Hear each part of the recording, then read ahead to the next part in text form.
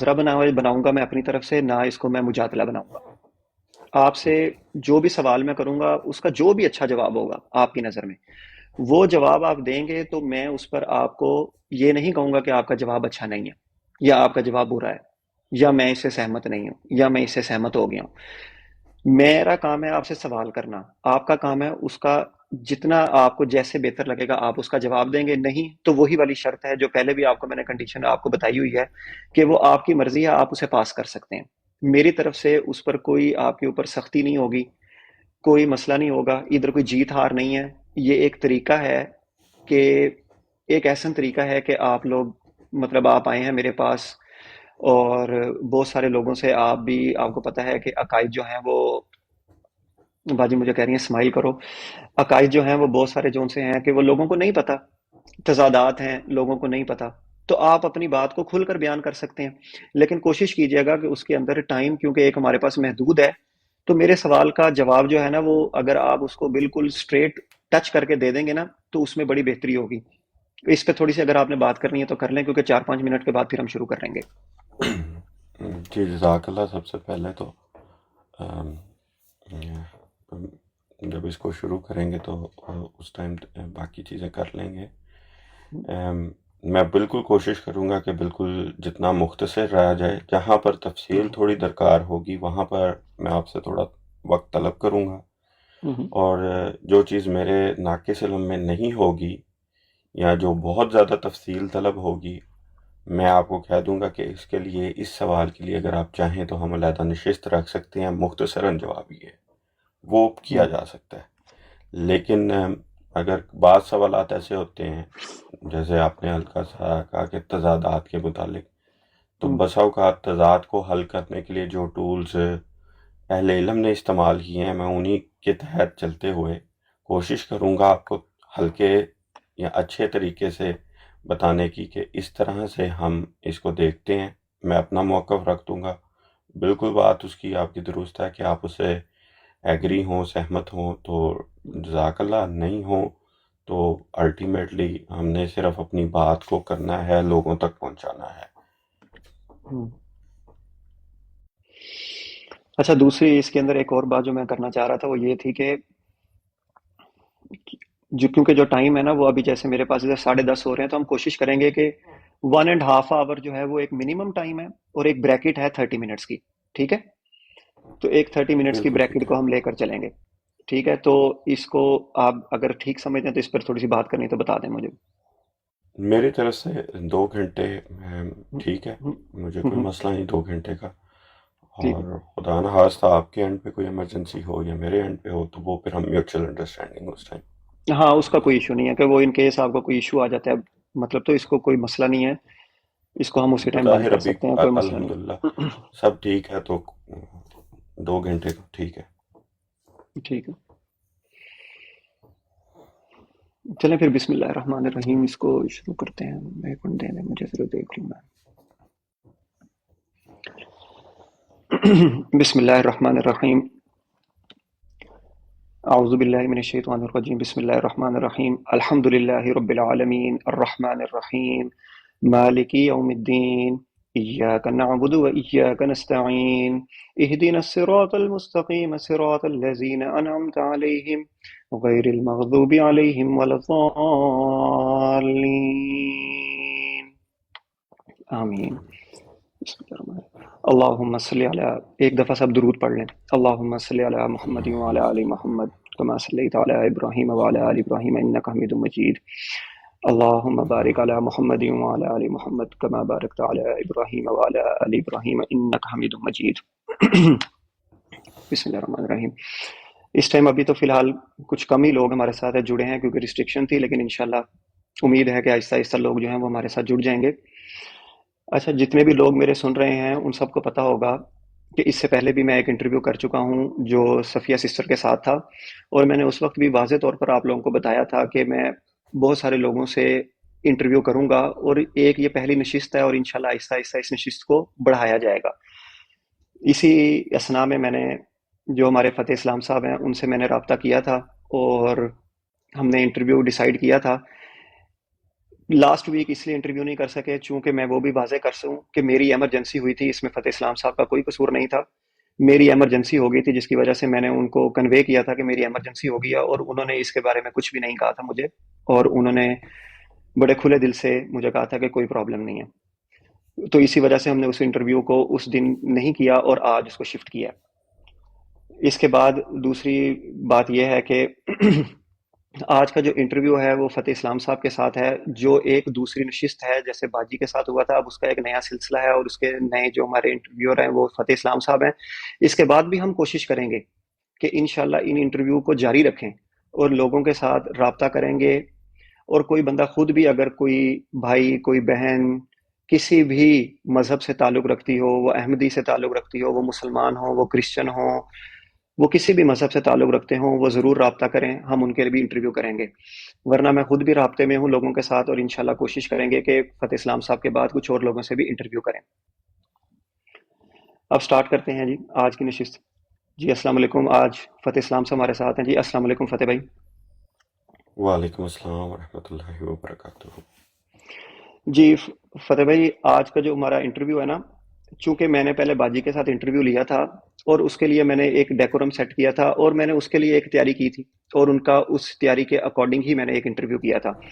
آج چونکہ آپ کو میں کافی عرصے سے سن بھی رہا ہوں، آپ سے بات بھی کرتا ہوں، اور آپ کو دیکھ بھی رہا ہوں اس ٹک ٹاک کے اوپر، اور میری نظر میں میری جو رائے ہے وہ غلط ہو سکتی ہے، صحیح ہو سکتی ہے، لیکن میں اپنی رائے تو ضرور دوں گا. میری رائے کے مطابق آپ مرزا صاحب کی کتابوں کا کافی مطالعہ رکھتے ہیں، آپ پڑھے لکھے ہیں، آپ لا علم ہیں. تو اسی وجہ سے آج جو میں نے انٹرویو کے کچھ سوالات آپ کے ساتھ ڈیسائیڈ کیے تھے سٹارٹ کرنے، اس کو میں نے مرزا صاحب کی تحریرات کے اوپر آپ سے بات کرنی ہے. مرزا صاحب کے جیسے میں نے پہلے بات کی کہ اس کے اندر بہت ساری چیزیں ہیں جس کے اوپر جو مخالفین ہیں وہ اعتراضات کرتے ہیں، جس کے اندر ان کی پیش گوئیوں کے بارے میں لوگ کہتے ہیں کہ ان کی کوئی بھی پیش گوئی جو ہے وہ ٹھیک نہیں تھی، وہ پوری نہیں ہوئی، اس طرح کی باتیں. مرزا صاحب کی تحریرات کے اندر بہت زیادہ تضادات نظر آتے ہیں لوگوں کو. اسی اسنا میں آپ کے سامنے، اس سے پہلے کہ میں کوئی بات آپ کے سامنے رکھوں یا کوئی سوال رکھوں آپ کے سامنے، میں پہلے آپ کے سامنے کچھ تحریر پڑھنا چاہتا ہوں جس سے پھر ہم آگے شروع کریں گے. یہ میرے سامنے ایک تحریر ہے، یہ الفرقان رسالہ ہے، ربوہ سے شائع ہوتا ہے، اس کا پیج نمبر 44 ہے، اور یہ مئی جون کا رسالہ ہے 1965 کا. اب اس کے اندر چون میں یہ اس لیے پڑھنے لگا ہوں کہ میں پہلے ٹاپک ہی یہ ٹچ کرنا تھا، اس لیے میں نے یہ پڑھا ہے تاکہ میں اس کو ٹچ کر کے آپ سے آگے سوال کر سکوں کچھ. اب اس کے اندر وہ لکھتے ہیں کہ حضرت مسیح موعود ہر دو فریق کے، یہ وہ اپنے جو وہ خود ہیں اور لاہوری جماعت کے بارے میں وہ لکھ رہے ہیں. اب وہ لکھ رہے ہیں کہ حضرت مسیح موعود ہر دو فریق کے مقتدا ہیں، نیز ہمارے اور آپ کے نزدیک وہ صادق اور راست باز ہیں. اس کے ان باتوں کے باوجود حضور ایک جگہ فرماتے ہیں کہ مسیح ناصری زندہ ہیں،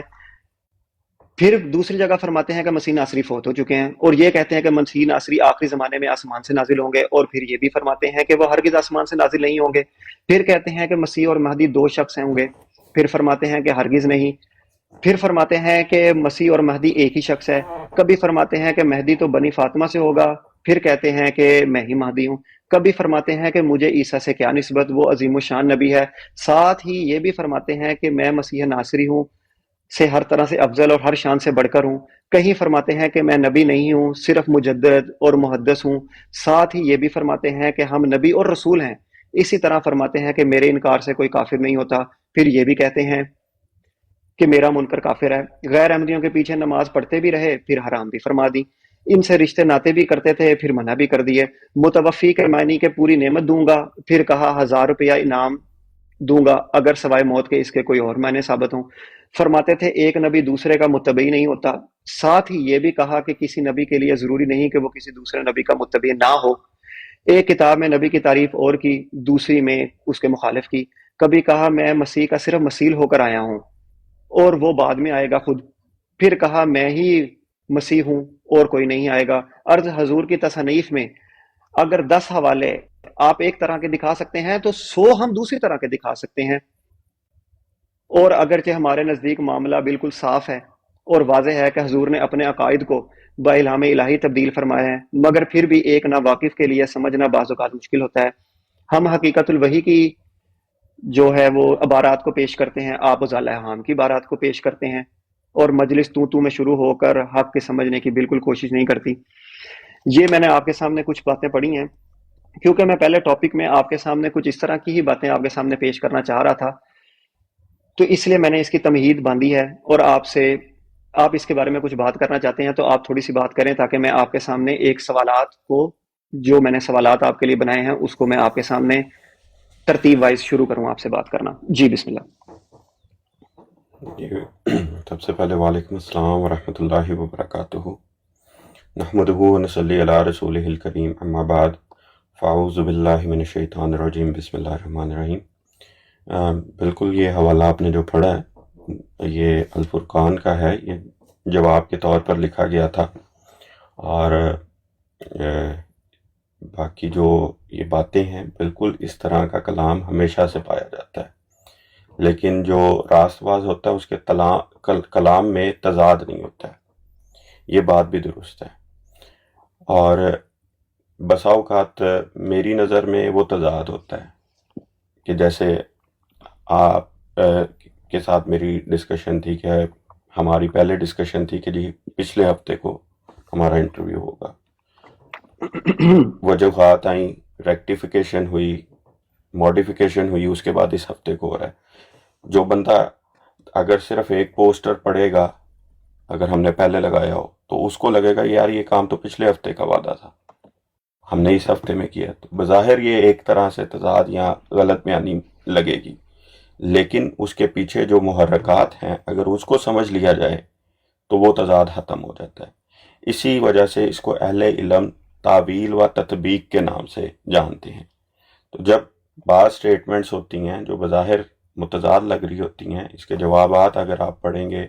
حضرت مسیح موعود علیہ السلام کے تضادات کے جوابات جب ہم لوگ دیتے ہیں وہ بھی پڑھیں گے، تو اس میں اسی قسم کے تضادات بعض لوگ جو ہمارے اس حضرت صلی اللہ علیہ وسلم اور قرآن کریم کی مخالفت کرنے والے ہیں، وہ کوشش کرتے ہیں کہ قرآن کریم کی طرف بھی لائیں، احادیث کی طرف بھی لائیں، لیکن یہ نہ قرآن کریم تضاد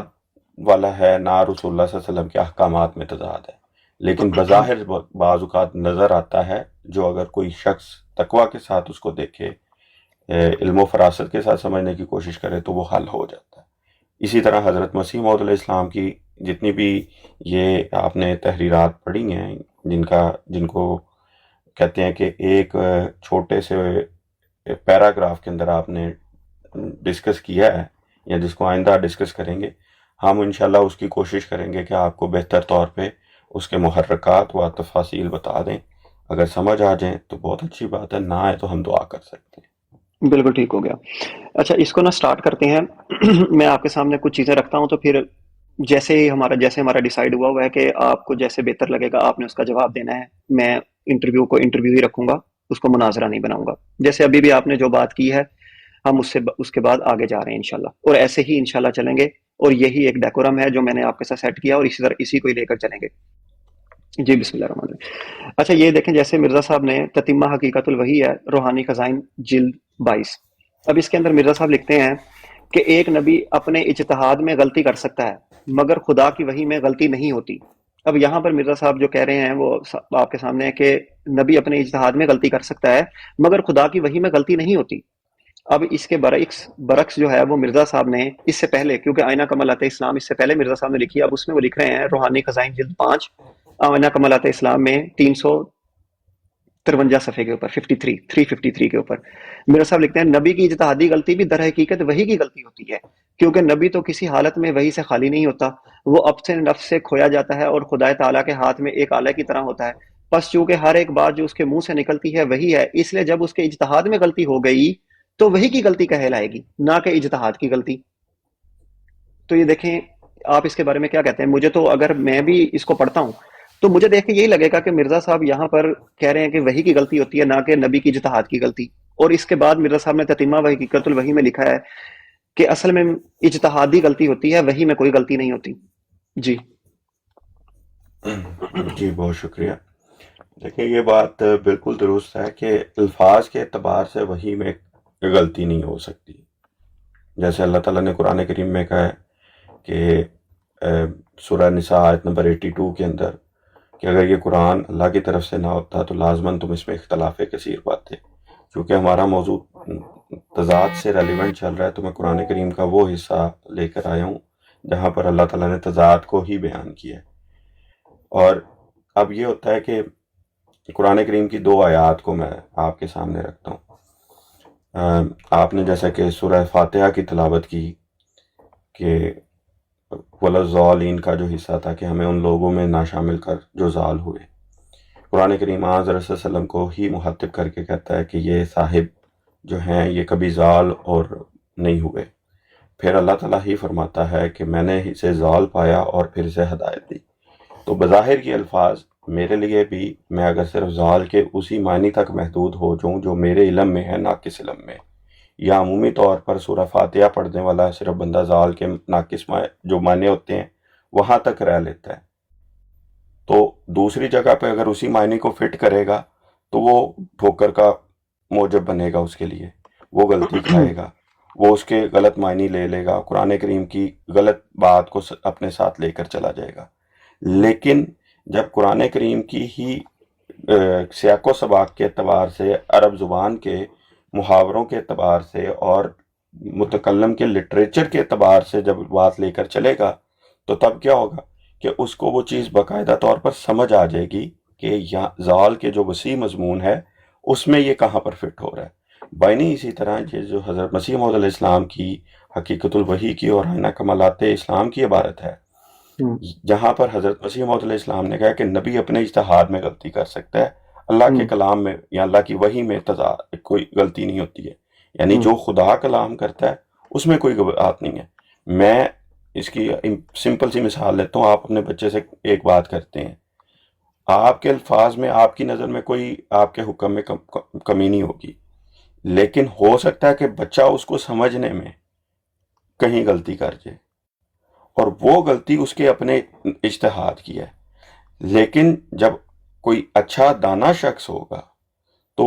وہ آپ سے کیا کہے گا کہ یار یہ جو بات تم نے کہی تھی اس کو بہتر انداز میں تم اور اچھی طرح سمجھا سکتے، ٹھیک؟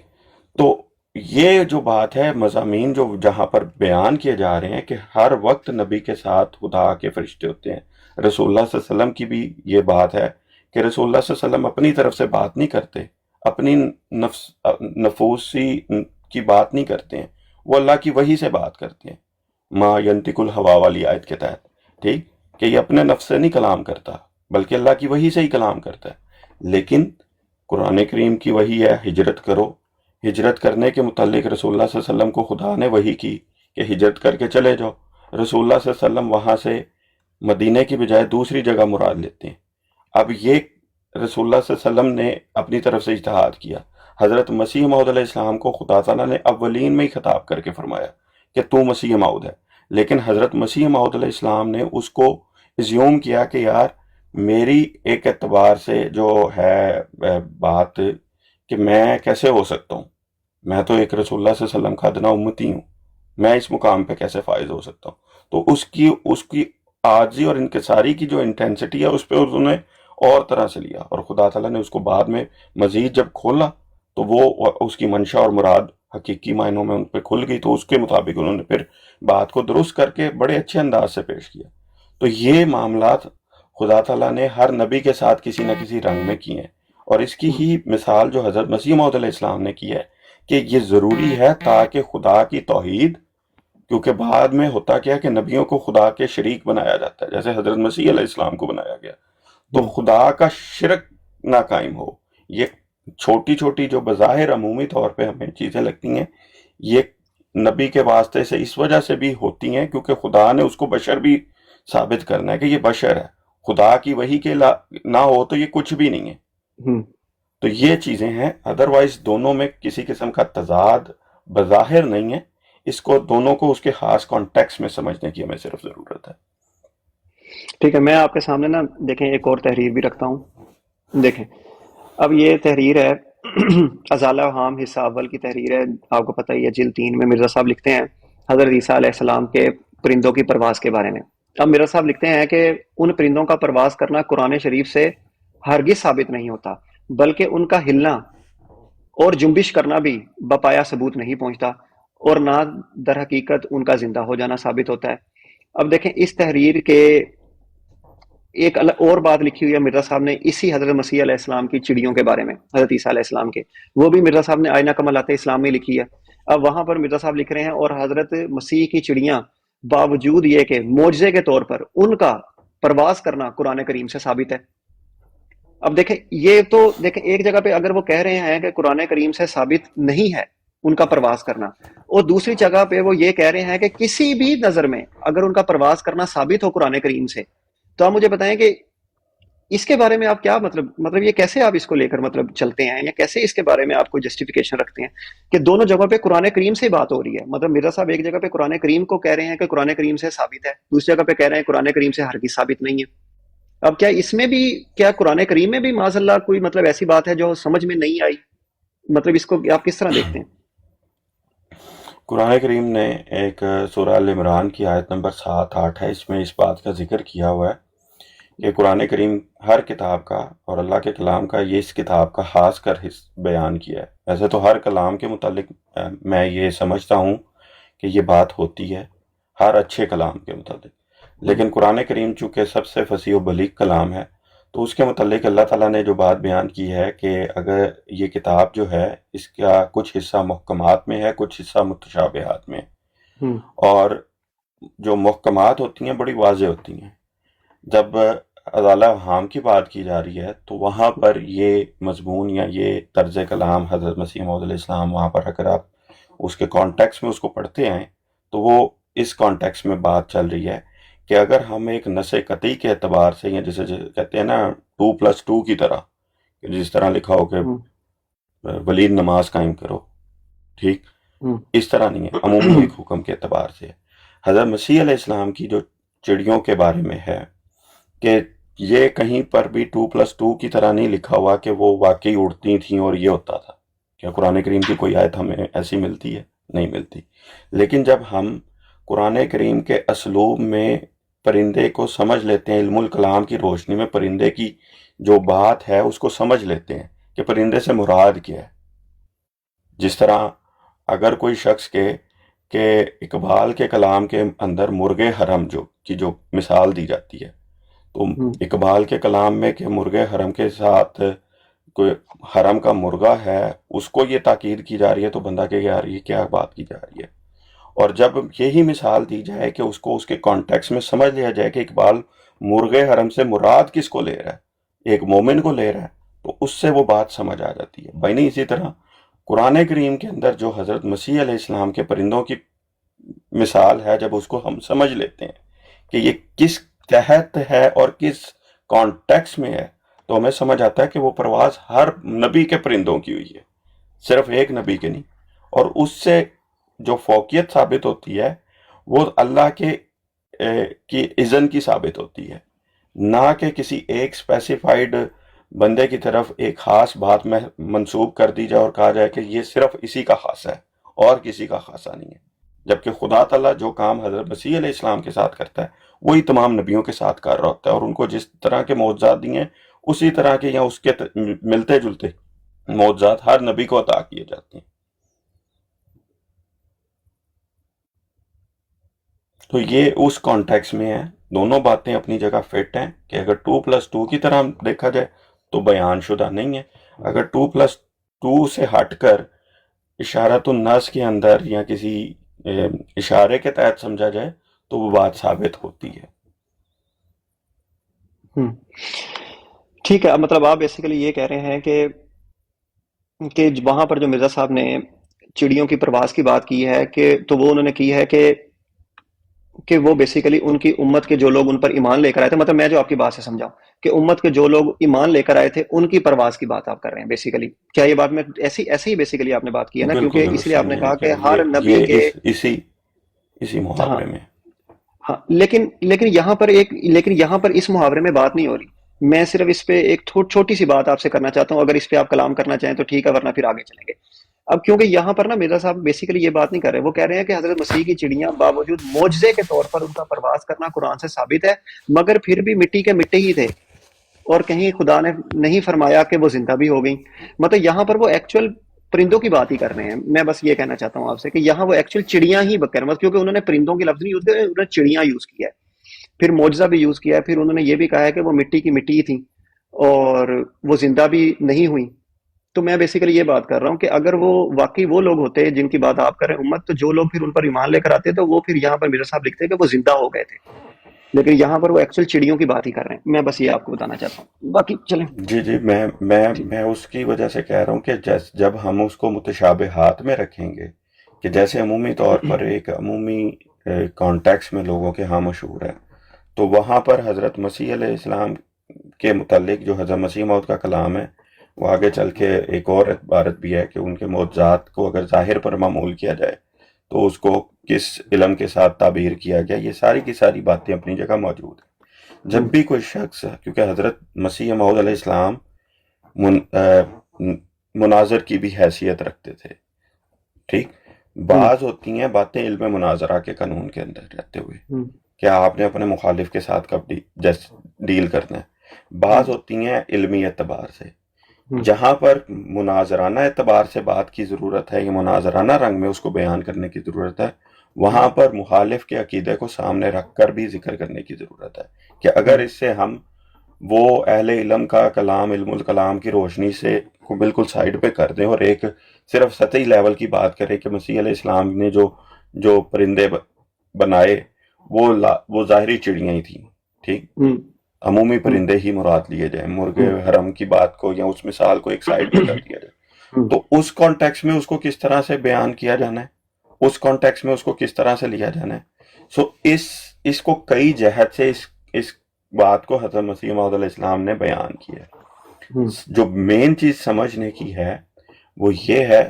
کہ جیسے قرآن کریم کہتا ہے کہ اس کا بعض حصہ محکم ہے، بعض حصہ متشابہ ہے.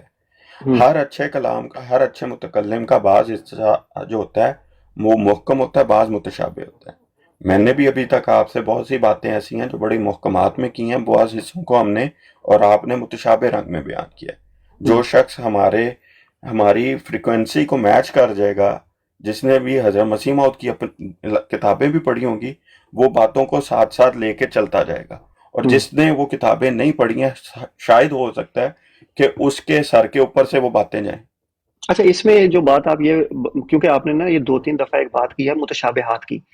تو کیا آپ مطلب اس سے کیا یہ بات بھی آپ کہہ رہے ہیں، جو مطلب میں سمجھ رہا ہوں، اس لیے اس رنگ میں پوچھنا چاہ رہا ہوں آپ سے کہ آپ یہ جس آیت کے کانٹیکسٹ میں مرزا صاحب یہ بات کر رہے ہیں، کیا آپ ان آیات کو متشابہات میں سمجھتے ہیں؟ وہ متشابہ آیات ہیں جس کی وجہ سے مطلب آپ کہہ رہے ہیں کہ مرزا صاحب کو نے اس طرح کی 2-3 باتیں لکھی ہوئی ہیں. اس کو بھی ایک دفعہ ایڈریس کر دیں. جی جزاک اللہ. دیکھیں، قرآن کریم نے ہمیں نا یہ چیز سکھائی ہے. ایک جگہ اللہ تعالیٰ نے پورے کے پورے قرآن کو متشابہات کہا ہے، اور ایک جگہ پہ اللہ تعالیٰ نے پورے کے پورے قرآن کو محکمات میں رکھا ہے، ٹھیک. اب وہ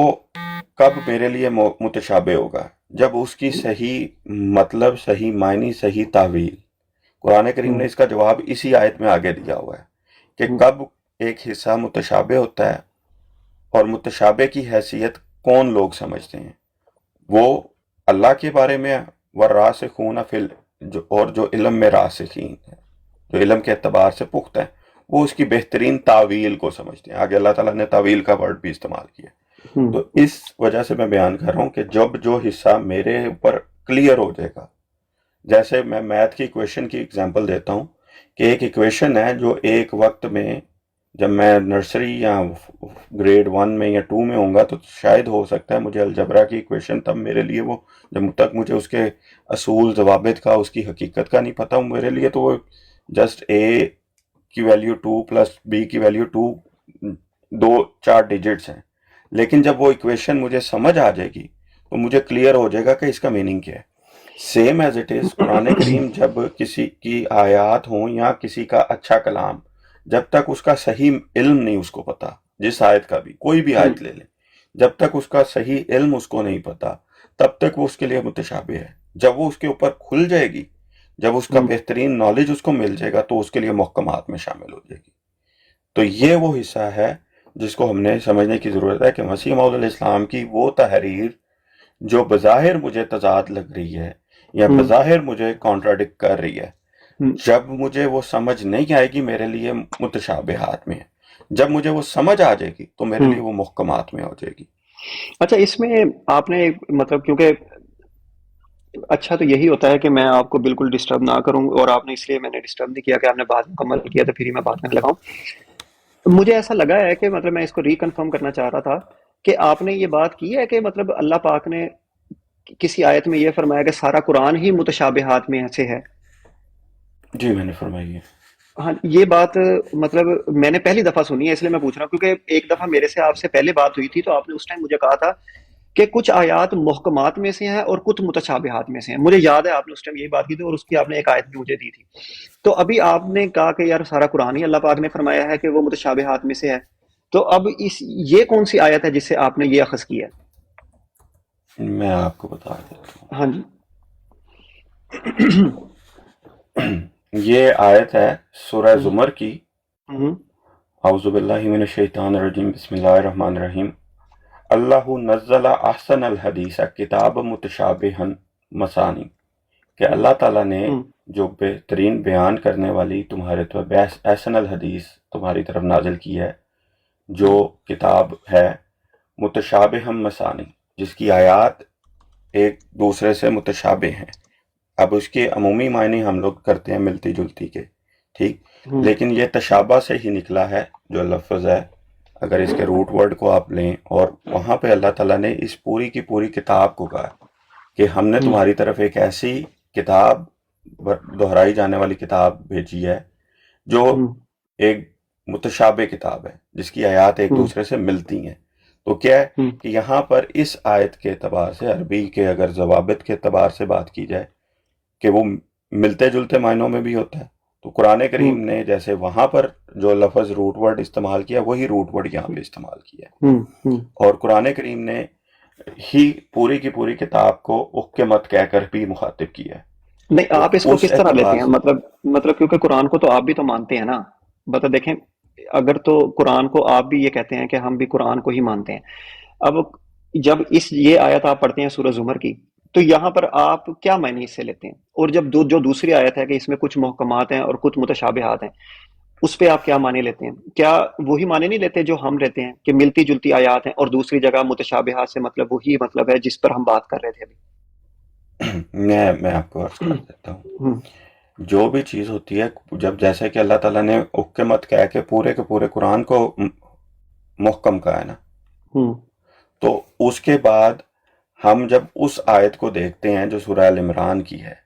ہوں اس میں کیا بات بیان کی جا رہی ہے. تو قرآن کریم کا سارا قرآن محکم ہے، اور پھر ایک جگہ پہ اللہ نے کہا بعض حصہ محکم ہے، بعض حصہ متشابہ ہے. ایک جگہ پہ اللہ تعالیٰ نے کہا کہ یہ کتاب متشابہن ہے، ٹھیک، ہوں کہ یہ اب اس سارے کانٹیکس میں میرے لیے جو حصہ قرآن کریم کا جس کے معنی کو میں صحیح طرح نہیں پہنچ سکا ہوں، چاہے وہ ہوں الحمدللہ رب العالمین ہو، ایاک نعبد و ایاک نستعین ہو، یہ بڑی ہوں سمپل آیت ہے نا. ہوں. اب جس بالکل کو بالکل. یہ سمجھ، اس کی صحیح انٹینسٹی سمجھ نہیں آئے گی. ہوں میں ایک ایگزامپل کے ساتھ سمجھانے کی کوشش کر رہا ہوں کہ جس کو یہ بات نہیں سمجھ آئے گی جب تک، وہ تب تک ہو سکتا ہے کہ کسی اور جگہ سے مدد مانگنا جائز بھی سمجھتا ہو، ہوں لیکن جب اس کو صحیح اس کا مفہوم، صحیح مطلب سمجھ آ جائے گا کہ ایاک نعبد و ایاک نستعین کی صحیح منشا اور مراد کیا ہے، تو ہوں. اس کو سمجھ آ جائے گی کہ کس موقع پر میں نے کسی سے مدد نہیں مانگنی ہے، کس رنگ میں میں نے مدد مانگنی ہے، کس رنگ میں میں نے مدد نہیں مانگنی. ٹھیک. بالکل ٹھیک تو ہو گیا. یہ وہ حصہ ہے کہ قرآن کریم کا سارا محکم ہے جب وہ سمجھ آ جائے. ہوں متشابہ ہے جب تک اگر میں بچہ ہوں، مجھے ابھی اس کے مطلب کا ہی نہیں پتا، میں نے صرف ناظرہ پڑھا ہے، مجھے اس کی تعلیم کی انٹینسٹی سمجھ ہی نہیں آنا شروع ہوئی، میں نے اس کا فہم ابزارب کرنا ہی نہیں شروع کیا، تو تب میرے لیے وہ کلام کیا ہے، میرے لیے متشابہ ہے. ٹھیک ہے. مطلب تو یہ بیسیکلی ہے. آپ بات میں سمجھ گیا ہوں آپ کی، کہ آپ بیسیکلی کہہ رہے ہیں کہ ہر بندے کے لیے اس کی ڈفرنٹ، اگر جس چیز کی اس کو سمجھ نہیں آ رہی یا وہ اس کے صحیح معنی کو نہیں سمجھ رہا، تو وہ اس کے لیے وہ آیات متشابہ ہیں. اور جو بندے نے سارا قرآن اس کے صحیح مفہوم سے سمجھ لیا ہے، اس کا صحیح مطلب سمجھ لیا ہے، تو وہ اس کے لیے پھر محکم میں آ جائے گا. باقی بات میں سمجھ گیا ہوں. میرے خیال میں آپ بھی یہی کہنا جزاک چاہ رہے اللہ. ہیں ایسے. اچھا جی میں اس بالکل. کے آگے چلتے ہیں. اب یہ دیکھیں مرزا صاحب یہاں پہ لکھتے ہیں روحانی خزائن کی جلد 3 ہے، یہ ازالہ حام حساب. اب مرزا صاحب یہاں پر علماء ہند کی خدمت میں نیاز نامہ لکھ رہے ہیں، کیونکہ وہی ورڈ ہے نیاز نامہ، تو میں نے اس لیے وہی پڑھا ہے. اب مرزا صاحب یہاں پہ لکھتے ہیں، اے برادران دین و علماء شرع متین، آپ صاحبان میری ان معروضات کو متوجہ ہو کر سنیں کہ اس عاجز نے جو مسیل موعود ہونے کا دعویٰ کیا ہے، جس کو کم فہم لوگ مسیح موعود خیال کر بیٹھے ہیں، یہ کوئی نیا دعویٰ نہیں جو آج ہی میرے منہ سے سنا گیا ہو، بلکہ یہ وہی پرانا الہام ہے جو میں نے خدا تعالیٰ سے پا کر براہین احمدیہ کے کئی مقامات پر بتصریح درج کر دیا تھا، جس کے شائع کرنے پر 7 سال سے بھی کچھ زیادہ عرصہ گزر چکا ہے 7 سال سے بھی کچھ زیادہ عرصہ گزر چکا ہے اس الہام کو لکھے ہوئے۔ میں نے یہ دعویٰ ہرگز نہیں کیا کہ میں مسیح ابن مریم ہوں، جو شخص یہ الزام میرے پر لگاوے وہ سراسر مفتری اور کذاب ہے۔ اب یہ مرزا صاحب نے ایک بات پیش کی ہے علماء ہند کو۔ اب مرزا صاحب اسی کتاب میں،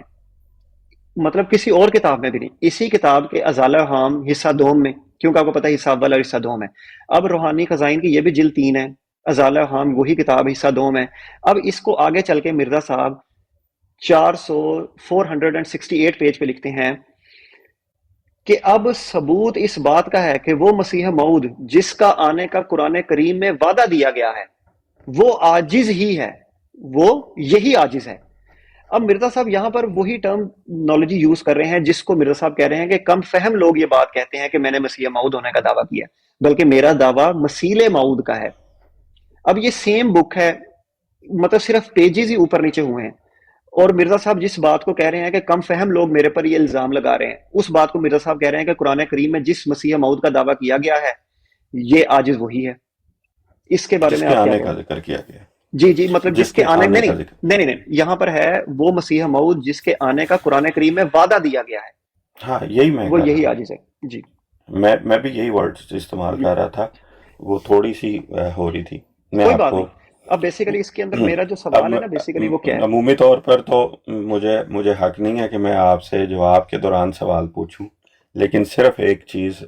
کلیئر کرنے کے لیے میں کہوں گا، جی دیکھیں علماء کی طرف سے اعتراض تھا، اگر آپ اس زمانے کے فتاویٰ پڑھیں، فتاویٰ ختم نبوت 3 جلدوں میں شائع ہے، اس کی پہلی دوسری جلد کے اندر اس زمانے کے علماء کے فتاویٰ جات ہیں کہ حضرت مسیح موعود علیہ السلام کے اوپر فتاویٰ جات کیا لگ رہے ہیں۔ جب حضرت مسیح موعود علیہ السلام نے یہ دعویٰ کیا کہ تو لوگوں کی طرف سے ایک ایلیگیشنز میں ایک ایلیگیشن یہ بھی تھا کہ اس نے وہ ابن مریم ہونے کا دعویٰ کر دیا ہے جو رسولاً الی بنی اسرائیل تھا، جو حضرت مسیح علیہ السلام کے اعتبار سے بات کی جا رہی، چونکہ آپ غیر احمدی ہیں تو آپ کا بھی عقیدہ ہے کہ وہی آئیں گے، وہی مسیح موعود ہیں، ٹھیک؟ آپ اگر میں اس اصطلاح کے نہیں اعتبار اصل میں سے ایک چیز کو نہیں اصل میں بیان مجھے پتا ہے آپ اس بارے میں بات کر رہے ہیں، نہیں میرا سوال بیسیکلی یہ ہے نہیں، میرا سوال بیسیکلی اس بارے میں تھا کہ مرزا صاحب یہاں پر جو کہہ رہے ہیں نا کہ کم فہم میں لوگ وہی چیز مسیح موعود بتانے خیال لگا کر ہوں، بیٹھے۔ اسی کی طرف آ رہا ہوں، ٹھیک میں ٹھیک اسی کی طرف آ رہا ہوں، ٹھیک ہے، کریں بات۔ ٹھیک؟ تو چونکہ جب یہ ایلیگیشن ہو کہ تم وہ ہو، ٹھیک، اس سرٹن ایک اسپیسیفائڈ پرسنالٹی کو کہہ دیا جائے کہ مجھے کوئی کہے کہ تم ولید ہو تو میں کہوں گا نہیں ہوں، لیکن اگر ولید کے نام کے معنی کو سمجھ لے کوئی شخص، ٹھیک، اور وہ والی صفات اس کے اندر پائی جائیں تو کوئی کہے کہ میں ولید ہوں تو وہ اسپیسیفائڈ ہو جائے گا کہ میں جو کہہ رہا ہوں کہ میں ولید نہیں ہوں، اس کا مطلب ہے کہ میں ولید کس کانٹیکس میں بایولوجیکلی اعتبار سے میں نہیں کہہ رہا ہوں کہ بایولوجیکل اعتبار سے اگر کوئی بندہ مجھے کہے تو میں ولید نہیں ہوں، لیکن اگر کوئی صفت کے اعتبار سے مجھے ولید کہے یا ولید ہونے کا میں کہوں تو یہ ہو جائے گا۔ یہی وہ چیزیں ہیں جو حضرت مسیح موعود علیہ السلام نے دوسری جگہ پر اس کی مثال عام لفظوں میں، کیونکہ اس مضمون کو بھی کھولا ہے اور بڑا کھول کر بیان کیا ہے کہ اپنی تحریرات میں بیان کیا ہے کہ مسیل مسیح کی ٹرمنالوجی کو استعمال کرتے ہوئے اس کی مثال حضرت صلی اللہ علیہ وسلم سے بھی دی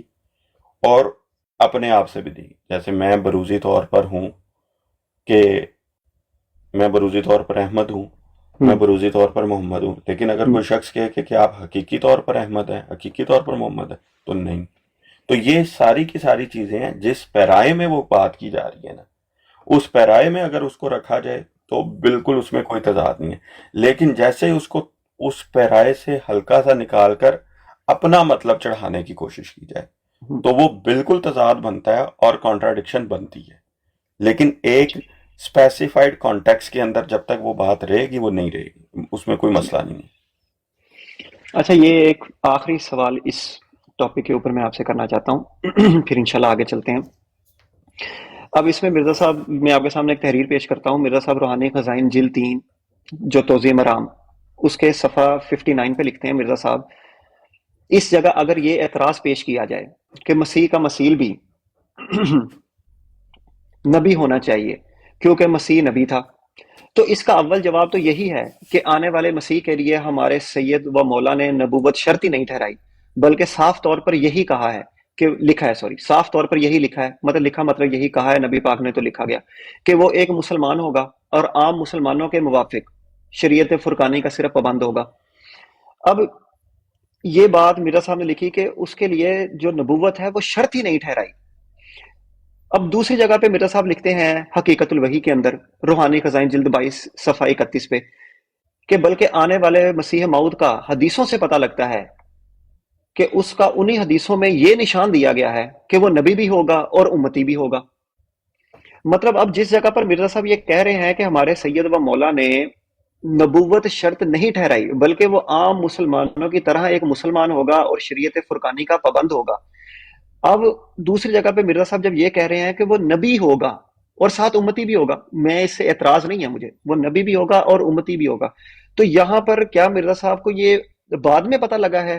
کہ اس کے لیے نبوت جو تھی وہ شرط تھی، وہ شرط ٹھہرائی گئی ہے کہ وہ نبی ہوگا؟ اس کے بارے میں آپ کیا کہتے نہیں، میں بات کا تو لفظ نہیں کہہ سکتا ہوں، کیونکہ حضرت ہیں؟ مسیح موعود علیہ السلام نے اسی کتاب کے اندر روحانی خزائن جلد 100 کے اندر بھی یہ بات ہم، بیان کی ہے کہ ہم، وہ ایک پہلو سے امتی بھی ہوگا اور ایک پہلو سے نبی بھی ہوگا۔ ہم، ٹھیک، ہم، جو اسپیسیفائڈ کانٹیکس ہے کہ صرف وہ بحیثیت نبی کے آ جائے، ہم، کیونکہ احادیث سے یہ پتہ چلتا ہے وہ امام منکم، وہ تمہارا ہم، امام ہوگا اور تم ہی میں سے ہوگا۔ ہم، ٹھیک، چونکہ جب ہمیں یہ پتہ چل جاتا ہے کہ وہ امت محمدیہ میں سے ہو کر آئے گا، ہم، تب اس کے لیے ایک علیحدہ سے دین، علیحدہ سے شریعت والا ایلیمنٹ نہیں رہے گا، اگر ہم، نبی اور رسول کی تعریف اس اعتبار سے کی جائے۔ ہم، ٹھیک، تب اس کے لیے یہ شرط نہیں ہے، لیکن جب خدا تعالیٰ اس سے ہم کلام ہوگا، اس پہ غیب کی خبریں نازل کرے گا، ہم، اس اعتبار سے جو نبی کی تعریف ہے نبا ہم، کے تحت، وہ اس پہ فٹ آتی ہے، تو اس پہلو سے وہ نبی بھی ہوگا اور امتی بھی ہوگا۔ یہ ہم، بات بیان کی گئی ہے۔ باقی یہ جو حصہ ہے کہ روحانی خزائن جلد 22 تک جانے کی ہمیں ضرورت ہی نہیں ہے، ہم، روحانی خزائن جلد 100 ہی ہمارا یہ مسئلہ حل کر دیتی ہے کہ اس میں امتیت کی بھی شان جو ہے وہ نمودار ہوگی اور نبوت کی بھی شان ہوگی، اور اسی چیز کو اگر کوئی ایگزیجریٹ نہ کرے کہ ہم، یہ خدا کی طرف سے مکالمہ اور مخاطبہ کی ٹرمنالوجی یا محدثیت کی ٹرمنالوجی یہ استعمال کر کے حضرت مسیح موعود علیہ السلام نے یہ بات بیان کر دی کہ اس سے کوئی ایسا شخص مراد، ایسی نبوت نہ لے یا ایسا منصب مراد نہ لے جو رسول اللہ صلی اللہ علیہ وسلم کی معاذ اللہ شریعت کو باطل کرنے والا ہو، یا رسول ہم، اللہ صلی اللہ علیہ وسلم کے دین کو منسوخ کرنے والا نہ کوئی لے لے، چونکہ اس زمانے میں لوگوں نے یہ لیا تھا مراد، تو ان ہم، لوگوں کو سمجھانا بھی ضروری تھا کہ ایک تو کوئی غلط اس سے نتیجہ اخذ نہ کرے، اور ایک یہ ہے کہ اس کی وجہ سے جو غلط عقائد کسی کے اندر رائج نہ ہو جائیں۔ ان دونوں چیزوں کو کی اصلاح ضروری تھی، تو اس خاص پیمانے کے پیرائے کے اندر اور اس خاص کانٹیکس میں حضور نے یہ بات لکھی ہے اور بیان کی ہے اور اس کو سمجھایا ہے۔ وہ اس کو اگر کسی بندے نے سمجھنے میں وہاں پر غلطی کھائی ہے، جیسے میں نے کہا کہ محکمات اور متشابہات والا اصول ہے کہ اگر نے اس کو وہاں سمجھنے میں غلطی کھائی ہے تو اس کو بعد والی تحریرات نے مزید نکھار کر پیش کر دیا کہ اس سے یہ نتیجہ نہ نکالو۔ ٹھیک۔ اچھا، اب نا اس سے پہلے کہ ہم آگے چلیں میں آپ کو بتا دوں کہ اب یہ ایک اگلا ٹاپک ہے نا، وہ ہے بیسیکلی قرآن کی کچھ آیات ہیں جس کی مرزا صاحب نے جو تفسیر کی ہے نا، میں اس کے اوپر آپ سے سوال کروں گا کہ قرآن کی مرزا صاحب نے جن آیات کی جو تفسیر کی ہے وہ آپ کے سامنے میں پیش کرتا ہوں تو اگر آپ کی اجازت ہو، اگر آپ نے مطلب پانی پینا، جیسے میں بھی پانی ساتھ پی رہا ہوں، تو اگر آپ نے ٹائم لینا ہے تو آپ بتا دیں، میں پھر اس کے بعد شروع کرتا جی جی، نہیں، آپ ہوں۔ جی جاری رکھیں، اس سے اگلے راؤنڈ میں 2 ٹھیک ہے، منٹ کی بریک لے رہے ہیں. بالکل ٹھیک ہے. اچھا، یہاں پر مرزا صاحب لکھتے ہیں یہ بیسیکلی قرآن کی آیت ہے، وَخَلَقَ مِنْهَا زَوْجَهَا، قرآن کی آیت. اب مرزا صاحب اس آیت کے کانٹیکسٹ میں لکھتے ہیں، یہ روحانی خزائن جلد 18 ہے، عصمت انبیاء. اب یہاں پر مرزا صاحب لکھتے ہیں خدا نے حوا کو علیحدہ پیدا نہیں کیا بلکہ آدم کی پسلی سے ہی اس کو نکالا، جیسا کہ قرآن شریف میں فرمایا ہے وَخَلَقَ مِنْهَا زَوْجَهَا، یعنی آدم کے وجود سے ہی ہم نے اس کا جوڑا پیدا کیا جو حوا ہے. اب اسی کو مرزا صاحب آگے بھی لے کر چلتے ہیں، جو میں آپ کے سامنے پڑھنا چاہتا ہوں. مرزا صاحب کہتے ہیں یہ ملفوظات ہیں حضرت مسیح موعود، جس کی جلد دوم ہے اور صفحہ یہ ہے 76. اب مرزا صاحب یہاں پر فرماتے ہیں، یہاں پر مرزا صاحب نے ہیڈنگ دی ہوئی ہے حوا کی پیدائش. اب وہ فرماتے ہیں کہ فرمایا حوا پسلی ہی سے بنائی گئی ہے. ہم اللہ تعالیٰ کی قدرت پر ایمان لاتے ہیں. ہاں، اگر کوئی کہے کہ پھر ہماری پسلی نہ ہوتی تو میں کہتا ہوں کہ یہ قیاس مال فارق ہے. اللہ تعالیٰ کو اپنے اوپر قیاس نہ کرو. آگے وہ ایک لمبی سی بات کرتے ہیں، کیونکہ انہوں نے کچھ مطلب اس بات کے پروف دیے ہیں کچھ باتیں کر کے، کہ وہ انہوں نے جو دعا کی اللہ تعالیٰ سے. اور پھر اس کے اینڈ پہ مرزا صاحب ایک بات کرتے ہیں جو میں سمجھتا ہوں کہ فتویٰ لگایا انہوں نے اس بات کے اوپر. مرزا صاحب کہتے ہیں پس یہ کہنا کہ آدم علیہ السلام کی پسلی نکال لی تھی اور حوا اس پسلی سے بنی، تو پھر پسلی کہاں سے آ گئی؟ سخت بے وقوفی اور اللہ تعالیٰ کے حضور بے ادبی ہے. اب اس کے بارے میں، اس سے پہلے کہ آپ کوئی بات کریں، میں آپ کے سامنے اسی آیت کے کانٹیکسٹ میں تفسیر کبیر ہے، جلد اول ہے، اور یہ سورت بقرہ کی آیات کے انڈر مرزا بشیر الدین محمود صاحب ہیں، وہ لکھتے ہیں. اب یہ دیکھیں یہ وہ بات کیا لکھ رہے ہیں. وہ کہتے ہیں کہ خدا تعالیٰ نے یکدم ایک بشر یعنی آدم کو پیدا کر دیا اور پھر اس کی پسلی سے اس کے لیے بیوی بنا دی اور ان سے آگے انسانی نسل چلی. اس خیال کی تصدیق قرآن کریم سے ہرگز نہیں ہوتی، بلکہ یہ بیان بائبل اور دوسری کتب کا ہے اور اسے غلطی سے اسلام کی طرف منسوب کر دیا. پھر اسی آیت کے تحت جو مرزا طاہر صاحب ہیں وہ لکھتے ہیں کہ بائبل نے تخلیق کائنات کا جو تصور پیش کیا ہے اسے انسانی عقل قبول نہیں کرتی، لیکن قرآن کریم نے اس کے متعلق جو کچھ بیان کیا ہے وہ عقل کے عین مطابق ہے. آج کل جو انکشافات ہو رہے ہیں وہ 1400 سال پہلے سے قرآن کریم میں موجود ہیں. قرآن کریم نے کئی صداقتیں ایسی بیان فرمائی ہیں جن کا تصور بھی انسانی دماغ سے پہلے موجود نہ تھا. قرآن کریم نے مرد اور عورت دونوں کے نفس واحدہ سے پیدا ہونے کا نظریہ پیش کیا ہے، جس سے عورت کے مرد کی پسلی سے پیدا ہونے کی تردید ہوتی ہے. مطلب اب مرزا طاہر صاحب اور مرزا بشیر الدین محمود صاحب کے نزدیک حضرت آدم علیہ السلام کی پسلی سے اما حوا جو ہیں وہ پیدا نہیں ہوئی. لیکن مرزا صاحب تو یہاں پر مطلب اس جو تفسیر کر رہے ہیں وہ بالکل مطلب کہ وہی تفسیر کر رہے ہیں جو تفسیر میں سمجھتا ہوں کہ ہم لوگ کرتے ہیں. مطلب جو غیر احمدی آپ کہہ لیں کہ اما حوا کو حضرت آدم علیہ السلام کی پسلی سے پیدا کیا گیا ہے. جی جی بہت شکریہ. اس میں یہ ہے کہ حضرت مسیح موعود علیہ السلام نے ایک اصول دیا ہے کہ قرآن کریم ایک معارف کا خزانہ ہے جو اپنے وقت کے حساب سے کھلتے رہیں گے. جیسے میں نے عرض کیا کہ قرآن کریم کا ایک حصہ محکم اور ایک حصہ متشابہ ہے، کیونکہ ہماری اس ڈسکشن میں بہت زیادہ متشابہات کو ہم ڈسکس کر رہے ہیں کسی نہ کسی رنگ میں، تو اس کانٹیکس میں اس چیز کو سمجھنا ہمارے لیے بڑا ضروری ہے. کیونکہ قرآن کریم نے جو بات بیان کی ہے کہ قرآن کریم نے ہمیں انسان کی تخلیق کا بتایا کہ اللہ تعالیٰ نے سورہ نساء کی آیت نمبر پہلی آیت سے آگے آپ چل پڑیں تو وہاں پر خدا تعالیٰ نے انسانوں کو خدا کا تقوی اختیار کرنے کا بتایا اور بتایا کہ تمہیں ہم نے ایک نفس سے، ایک جان سے پیدا کیا اور اسی سے اس کا جوڑا بنایا. اب یہاں پر اللہ تعالیٰ نے اس حصے کو، مضمون کو یہاں پہ قید کر کے صرف بتا دیا کہ ہم نے ایک جان سے تمہاری تخلیق کا آغاز کیا ہے. اس سے جو آگے والی بات ہے وہ بعض اسرائیلی روایات ہیں، بعض بائبل کے واقعات ہیں، جن میں سے بعض کو ہم بخاری و مسلم کے اندر بھی پڑھتے ہیں، لیکن چونکہ یہ پہلی قوموں کے واقعات ہیں جو درج کیے گئے ہیں اور اسی سے بعض لوگوں نے یہ نتائج نکالے بھی ہوئے ہیں اور اسی کے اوپر پختہ بھی ہیں کہ حضرت آدم سے، ان کی پسلی سے حضرت حوا کو پیدا کیا اور آگے پھر نسل انسانی چل رہی ہے. جبکہ اللہ تعالیٰ نے قرآن کریم میں ہمیں یہ بات بھی بتا دی ہے کہ ہم نے آدم کو خلیفہ مقرر کیا اور جانشین. اس سے پہلے بھی لازمی طور پر حلقت انسانی کی طرف ایک قرآن کریم اشارہ دیتا ہے. ٹھیک، سو اس اعتبار سے یہ کس کانٹیکس میں بات کی جا رہی ہے اس مضمون کو سمجھنے کے لیے جو اگر تو ہم صرف ان احادیث کے اوپر رہتے ہوئے تفسیر کریں تو پھر ہم یہی تفسیر کریں گے کہ بھئی آدم کی پسلی سے جیسے کہ وہ روایات بیان کی گئی ہیں ان کو یہ سمجھیں کہ یہ رسول اللہ صلی اللہ علیہ وسلم نے بیان کی ہیں، تو کہ جیسے کہ رسول اللہ مطلب صلی میں اللہ علیہ یہ تو کہہ سکتے ہیں نا کہ مطلب یہ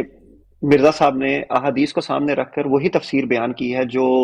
وسلم ہم لوگ بیان میں کرتے اسی کی طرف آ رہا ہوں، میں ہیں۔ اسی کی طرف،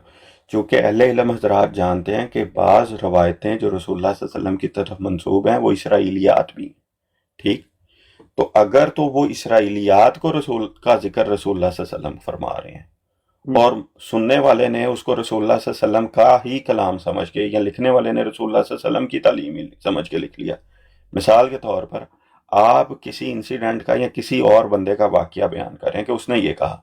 اور میں سنتا ہوں، میں کہوں ولید صاحب نے یہ کہا، ٹھیک؟ آپ اپنی طرف، میں نے بھی غلط بات نہیں کی اور آپ نے کسی کو کوٹ کیا، تو اس سے نتیجہ کیا نکلے گا کہ دونوں میں کہیں نہ کہیں پر کوئی غلطی کھا رہا ہے،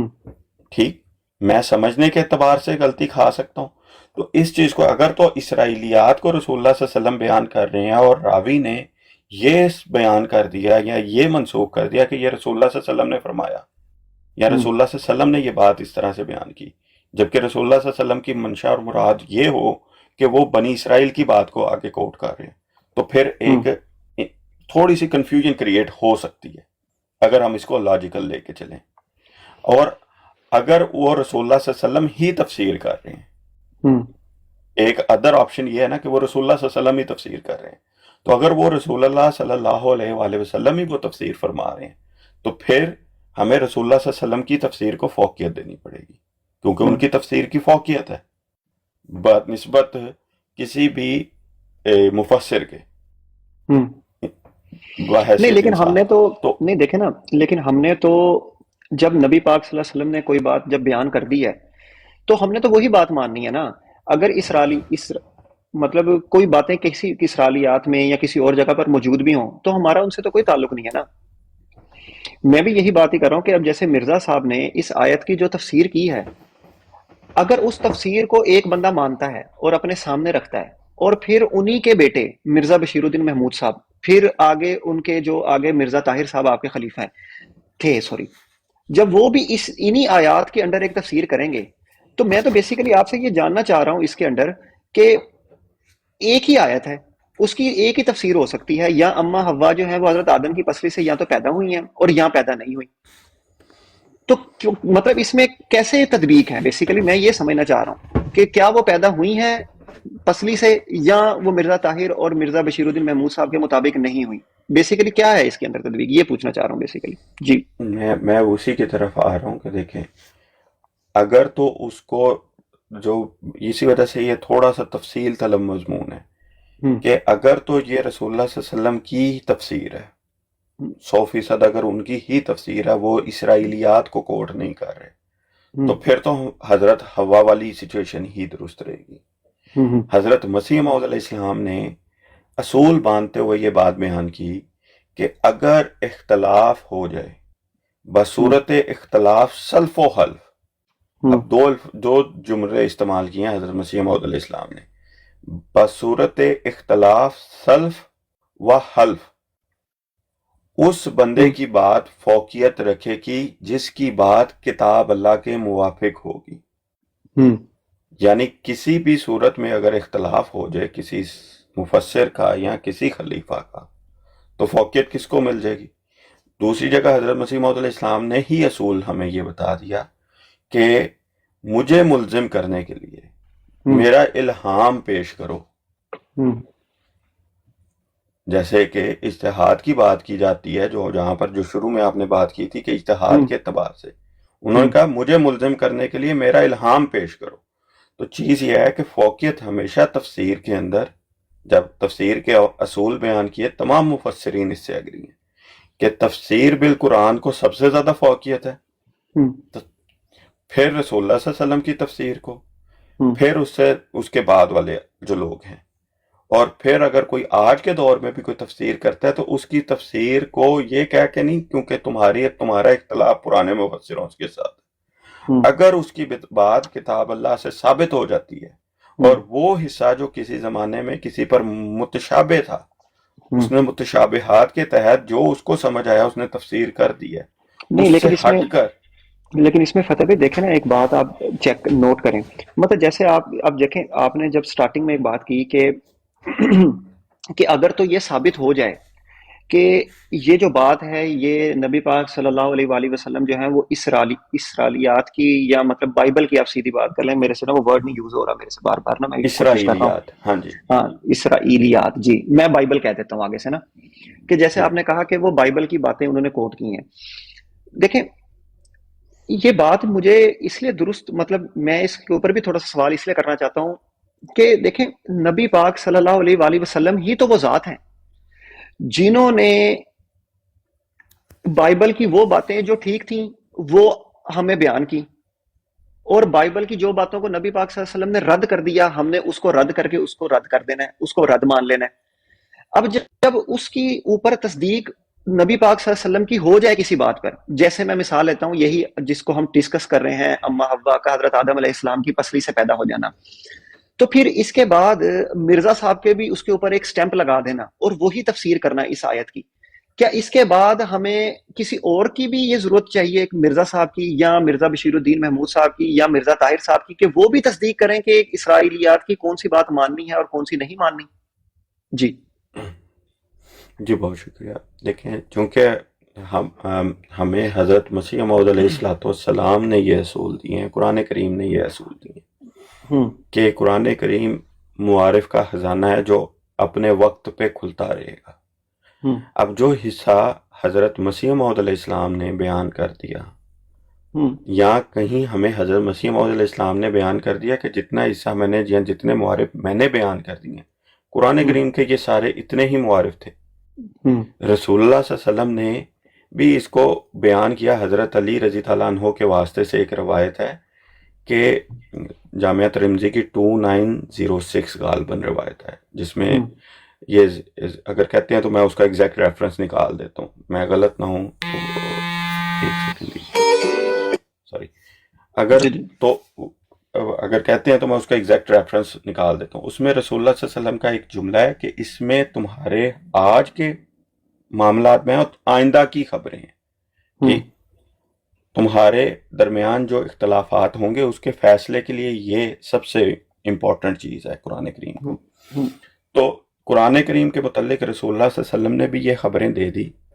ایک رنگ میں، کہ اس میں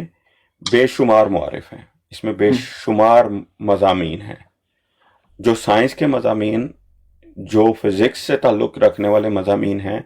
جو ایک فزکس کو جاننے والا جتنے اچھے سے سمجھے گا اتنے اچھے سے شاید میں نہیں سمجھوں گا یا آپ نہیں سمجھیں گے. سیم ایز اٹ از جو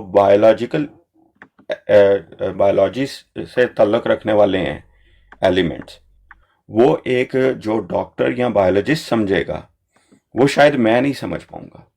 سو ہمارا جو موقف ہے وہ بڑا کلیئر ہے کہ قرآن کریم معارف کا ایک لامحدود سمندر ہے یا خزانہ ہے، جس کے ایک آیت میں اتنے مضامین بیان شدہ ہیں کہ انسان ان کی انتہا کو شاید قیامت کے دن ہی صحیح طریقے سے پہنچ جائے. لیکن جو اس کی اصولی باتیں ہیں وہ کیٹاگوریکل ہیں.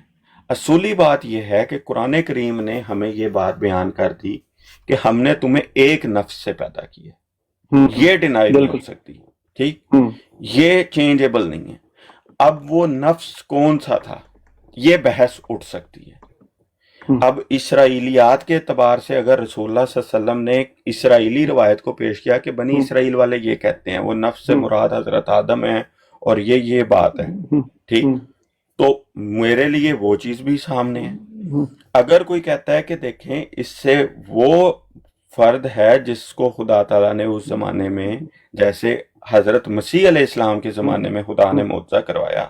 کسی پہلے زمانے میں بھی خدا نے تخلیق کا آغاز کیا اور ایک معجزے کے رنگ میں پیش کی، اور اس کے لیے وہ اپنے ثبوت لے کر آتا ہے. تو میں اس کو یہ کہہ کے کہ چونکہ رسول اللہ صلی اللہ علیہ وسلم نے ایک اسرائیلیات سے تعلق رکھنے والی بات بھی بیان کی ہے، میں تمہاری ساری کی ساری محنت کو دریا برد کر دوں، تو یہ ناانصافی ہوگی قرآن کریم کے ساتھ بھی اور قرآن کریم کے اس مضمون کے ساتھ بھی. اور اس کی وجہ سے اگر میں یہ کہہ دوں کہ بھائی آپ فلوٹنگ واٹر بننے کی بجائے آپ ایک ٹھہرا ہوا پانی بن جائیں، اور ایک وہ پانی جو بدبو چھوڑ دے وہ بن جائیں، کہ ہم نے علم اور عرفان کے اور جو ریسرچ ہیں اس کے ہوں دروازے ہی بند کر دینے، ہوں اس وجہ سے کیونکہ ہمیں میرے نہیں، بزرگوں نے اچھا یہ چلے، کہہ دیا ہے۔ اچھا اس سے دیکھیں، جیسے یہ آپ بات کر رہے ہیں کہ ریسرچ مطلب کرنی ہے، اور ریسرچ ہوتی رہتی ہے، اور مورخ جو ہیں وہ نئے سے نئے کھلتے رہتے ہیں، نئی سے نئی باتوں کی تصدیق ہوتی رہتی ہے، نئی سی نئی باتیں جو ہیں وہ غلط ہو جاتی ہیں، مطلب دونوں چیزیں ہیں نا، ریسرچ ہوگی تو بات غلط بھی ثابت ہو سکتی ہے جو پہلے سے ہو، اور ٹھیک بھی ثابت ہو سکتی ہے۔ تو پھر کیا یہ کہا جا سکتا ہے کہ اسرائیلیات کی وہ روایات جن کو نبی پاک صلی اللہ علیہ وآلہ وسلم نے تو اس کی تصدیق کی ہو، کیا پتہ وہ مرزا صاحب نے، یا مرزا صاحب کے بعد مرزا بشیر الدین محمود صاحب نے، یا مرزا طاہر صاحب، یا کسی اور نے اس پر تحقیق کی ہو اور اس کی تصدیق یا تکذیب کر دی ہو؟ مطلب میں یہ ایک اصولی سی بات آپ سے پوچھ سکتا ہوں نا کہ نبی پاک صلی اللہ علیہ وآلہ وسلم کے بعد کیا کوئی اور شخص بھی اسرائیلیات کی باتوں کی تصدیق یا تکذیب کر سکتا ہے، یا نبی پاک ہاں، صلی اللہ علیہ وآلہ وسلم ہی ہمارے لیے محکم ایک ایسی مطلب فضیلت والے شخص ہیں جس کے بعد ہمیں کسی اور کی ضرورت نہیں پڑی؟ جی جی، رسول اللہ صلی اللہ علیہ وسلم کا مقام اور مرتبہ سب سے بلند و بالا ہے۔ جو بات انہوں نے کی ہے اپنے طرف سے، کسی کی طرف منسوخ کرتے ہوئے نہیں، جو اپنی طرف منسوخ کرتے ہوئے کہ یہ بات مجھے خدا نے بتائی ہے، اس کی فوقیت ہمیشہ سے افضلیت میں رہے گی۔ ٹھیک، ہاں، جو آگے اس کی تفصیل ہے اس کو بیان کرتے ہوئے، اس بات کو اگر وہ اسرائیلیات سے تعلق رکھنے والی ہے، اس کو بیان کرتے ہوئے اگر میرے سمجھنے میں یہ غلطی آ جائے اور میں اس کی تعویل کرنے میں غلطی کھا جاؤں، تو ریکٹیفائی کرنے والی ذات کون سی ہے؟ ہمارے نزدیک وہ خدا تعالیٰ کی ذات آج بھی حی القیوم ہے، وہ ریکٹیفائی کرنے والی ہے۔ جو بات متکلم اپنی بات کی اب خود وضاحت کرتا ہے، یہ اصول اہل علم تمام کے تمام مانتے ہیں۔ سب سے پہلی بات تو یہ کی ہے کس نے؟ اللہ نے۔ اس بات کی بہترین وضاحت کا سب سے زیادہ حق کون رکھتا ہے؟ اللہ تعالیٰ، جو آج بھی زندہ ہے۔ اگر تو وہ کر دیتا ہے، اور میری بات جو خدا تعالیٰ جو بات جس پر کھولتا ہے، اگر وہ شخص یہ بات بیان کرتا ہے کہ یہ مجھے، میرے سامنے یہ بات کھل گئی ہے روز روشن کی طرح، اور خدا کی تائید و نصرت اس کے ساتھ شامل حال رہ جاتی ہے، تو مجھے اس کو قبول کرنے میں کیا اختلاف ہے؟ رسول اللہ صلی اللہ علیہ وسلم کی بات کو ہم ڈینائی نہیں کر سکتے، رسول اللہ صلی اللہ علیہ وسلم کی ذات سب سے اعلیٰ و افضل ہے،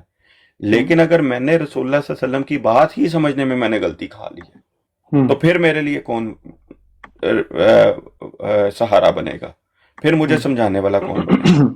مطلب اپنے بچوں کے لیے سب سے بہتر نصیحت تو آپ کر سکتے ہیں، لیکن آپ کی نصیحت کو آپ کے بچے ہی غلط لے جائیں، تو پھر اس کو کون بہتر سمجھا سکتا ہے؟ سب سے اول حق آپ کا ہے، اور آپ موجود بھی ہیں۔ تو اگر میں آپ کی بات کو سم اپ کر دوں تو کیا یہ بات درست ہے کہ آپ یہ کہہ رہے ہیں کہ نبی پاک صلی اللہ علیہ وآلہ وسلم نے جس بات کی تصدیق اللہ سے علم پا کے کی ہو وہ تو فائنل اتھارٹی ہے، اور اگر کوئی بات انہوں نے کی ہو جس کا بعد میں کچھ اور ثبوت ملا ہو، تو پھر ہمیں کسی اور بندے کی بھی ضرورت ہے جس بات کو نبی پاک صلی اللہ علیہ وسلم نے اللہ کے حکم کے سے نہ بتایا ہو، تو اس کے لیے کسی اور کی ضرورت ہے کہ وہ بتا سکتا ہے ریسرچ کر کے کہ یہ بات درست ہے یا یہ بات غلط ہے، تو مطلب پھر ہم نبی پاک صلی اللہ علیہ وسلم کے علاوہ کسی اور بندے کی بھی ضرورت ہے جو تصدیق یا تکذیب کرے اسرائیلیات کی؟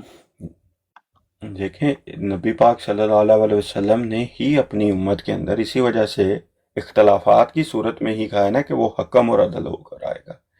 ٹھیک، اور اگر ہم کہیں کہ یہ وجود کا خاتمہ ہو گیا ہے، یہاں پر فائنل سٹیمپ لگ جائے، اب خدا کی طرف سے ہدایت و تائید کا سلسلہ ختم ہو گیا اس امت پہ، پھر تو ہم کہیں گے کہ نہیں، ہمیں ضرورت نہیں۔ لیکن اگر نبی پاک صلی اللہ علیہ وسلم ہی کہیں کہ تم میں ضرورت ہے، تم میں جب اختلاف ہوگا، کس وجہ سے ہوگا؟ اختلاف کسی نہ کسی وجہ سے ہوگا۔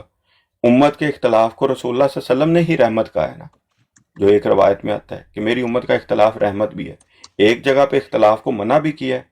کہ آپس میں اختلاف نہ کرو تو فرقے میں نہ بٹو، ٹھیک۔ دوسری جگہ، ایک جگہ پہ ایسے اختلاف کو جو آپ کے اندر ایکسپلوریشن کے ڈورز اوپن کرے، اس اختلاف کو رحمت بھی کہا ہے۔ تو یہ دونوں چیزیں اب دیکھیں کہ یہی وہ چیز ہے کہ اگر میں رسول اللہ صلی اللہ علیہ وسلم کے رحمت والے اختلاف کو سمجھ جاؤں تو مجھے سمجھ آ جائے گی، مجھے اس میں کسی قسم کی کانٹراڈکشن نہیں نظر آئے گی. لیکن میں اس کے اوپر اپنی مرضی کی لیپا پوتی یا اپنی مرضی کی اینک لگا کے اپنی ہی حاشیہ رائی کرنا شروع کر دوں، تو یہ مجھے جو ہے وہ کانٹراڈکٹ کرنے لگ پڑیں گی چیزیں. یہ میں نے نہیں عرض کیا نا کہ جیسے یہ ہر لیکن ہر اچھے کلام میں رسول اللہ صلی اللہ علیہ وآلہ وسلم کا جو زمانہ ہے، جو رسول اللہ صلی اللہ علیہ وسلم نے اللہ کے اذن سے جو تفسیر کی ہے، اس کی فوقیت ہمیشہ سے فوقیت رکھے گی. جو رسول اللہ صلی اللہ علیہ وسلم کی بات ہے، اس کی فوقیت ہر بندے کے کلام کے اوپر ایک اسی طرح کی، وہ کہتے ہیں نا جس طرح سرید کی حیثیت رکھتی ہے کھانوں کے اوپر، ٹھیک، جو حضرت ام المومنین کے متعلق جیسے خواتین پہ مثال دی ہے، بائنی اسی طرح یہی مقام ہے رسول اللہ صلی اللہ علیہ وسلم کی تفسیر کا. لیکن اگر میں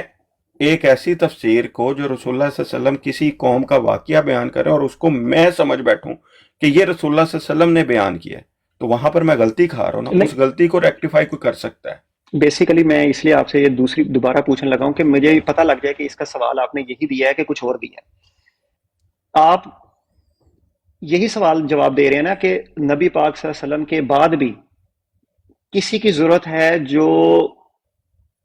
بائبل کی باتوں کی تصدیق کرے یا ان کی تکذیب کرے. کیا یہ بات درست ہے؟ میں بائبل نہیں کہہ سکتا ہوں، لیکن جو مطلب بائبل کے اعتبار سے نا، چلیں اسرائیلیات ولید بھائی تھوڑا سا، کیونکہ میرے خیال سے ہمیں تھوڑا سا نا اس کو سوری معذرت کے ساتھ، جی جی اسرائیلیات صرف بائبل نہیں ہے. اسرائیلیات وہ قصے کہانیاں بھی ہیں جو لوگوں کے ہاں عموم میں مشہور تھے ان کے ہاں، صرف بائبل نہیں ہے. اور جیسے بائبل صرف ورڈ آف گاڈ نہیں ہے نا، کہ سارا بائبل کو تو ہم ورڈ آف گاڈ نہیں مانتے. نہیں، میں نے تو اس کو دیکھا نا فوراً ہی چینج کر دیا تھا. مجھے سمجھ لگی تھی آپ کی بات کہ آپ کا نقطہ کیا ہے بیسیکلی بائبل نہ یوز کرنے میں. ہاں جی، تو میں نے آپ کی طرف سے اس کو چینج کر کے اسرائیلیات ہی کہہ دیا ہے. تو کیا یہ بات درست ہے نا کہ مطلب کسی کی ضرورت ہے ہمیں اسرائیلیات کی تصدیق کی یا تکذیب کی نبی پاک صلی اللہ علیہ وآلہ وسلم کے بعد بھی؟ بالکل، چونکہ بعض اسرائیلیات ایسی ہیں جو رسول اللہ صلی اللہ علیہ وسلم کے زمانے کے بعد اب جو قبیلے اسرائیل کے مسلمان ہوئے، ان کے ہاں جو مشہور باتیں تھیں، جو ان کے ہاں باتیں تھیں، صحابہ یہی تو کرتے تھے، ان کی بعض باتیں بیان کی ہیں. اب رسول اللہ صلی اللہ علیہ وسلم نے کیٹاگوریکلی تو ہمیں یہ نہیں بتا دیا کہ یہ اسرائیلیات ٹھیک ہے، یہ اسرائیلیات غلط ہے. رسول اللہ صلی اللہ علیہ وآلہ وسلم نے بھی ہمیں ایک اصول پیش کیا جو بنیادی طور پر ایک اچھے بندے کا کام ہوتا ہے. جیسے جو اچھا لکھاری ہوتا ہے، وہ ایک ایک جملہ نہیں آپ کو لکھ کے سکھاتا، وہ آپ کو لکھنے کا اصول سکھا دیتا ہے. جو کیلیگرافی کرنے والا ہے، جو اچھا میتھمیٹیشین ہوتا ہے، وہ آپ کو 1+1 1+2 1+3 نہیں آپ کو سمجھاتا ہے، وہ آپ کو ایڈیشن کا اصول سمجھاتا ہے. بینی اسی طرح انبیاء نے آ کے ہمیں وہ اصول سمجھایا جو اصول کسی بھی چیز کو سمجھنے کے لیے کارگر ثابت ہوتا ہے. ٹھیک ہے. اور وہ اصول جیسے حضرت مسیح موعود علیہ السلام نے ہمیں آ کر یہ نہیں بتایا کہ یہ ایک روایت صحیح ہے، یہ ایک روایت غلط ہے. انہوں نے ہمیں کیا اصول دیا کہ تمہارے لیے میئرنگ ٹیپ کیا ہے کہ کتاب اللہ ہے. جو بھی روایت تم پاؤ اس کو کتاب اللہ پہ پیش کر دینا، اس کے مطابق پالو، قبول کر لینا. اس سے ہٹ کر پاؤ تو فوقیت کتاب اللہ کو دے دینا. ٹھیک، بالکل ٹھیک ہے. جیسے آپ نے مطلب، کیونکہ میں نے اب بار بار اس سوال کو نہیں کرنا، کیونکہ مجھے لگتا ہے اور مجھے جنمنی یہ لگا ہے کہ آپ نے جواب دے دیا. کیونکہ آپ نے جب میں نے سوال کیا تھا تو آپ نے پہلے مطلب یہ مجھے اچھی بات لگی ہے کہ آپ نے جواب سارا دیا ہے، لیکن اس سے پہلے آپ نے اس کو ضرور ٹچ کیا ہے کہ آپ نے جہاں کہا ہے کہ بالکل. تو بالکل کا مطلب تو واضح ہو گیا ہے کہ جو ہمارے حضرات سن رہے ہیں ان کو جو بھی وہ مطلب سمجھ رہے ہیں بالکل کے ورڈ سے ان کو پتہ لگ گیا. اس کے بعد میں آگے چلتا ہوں. آگے ایک قرآن کی اور آیت ہے، کیونکہ ہم قرآن کی ہی آیات کے اوپر ہی ڈسکس کر رہے ہیں جیسے میں نے آپ کو کہا تھا. تو یہ قرآن کی آیت ہے سورۃ المائدہ، اس کی آیت نمبر ہے 117 اور آپ کی آیت ہوگی یہ 118 آئی گیس. ایسے ہی ہے میرے خیال میں، بالکل ایسے ہی ہے. اب یہاں پر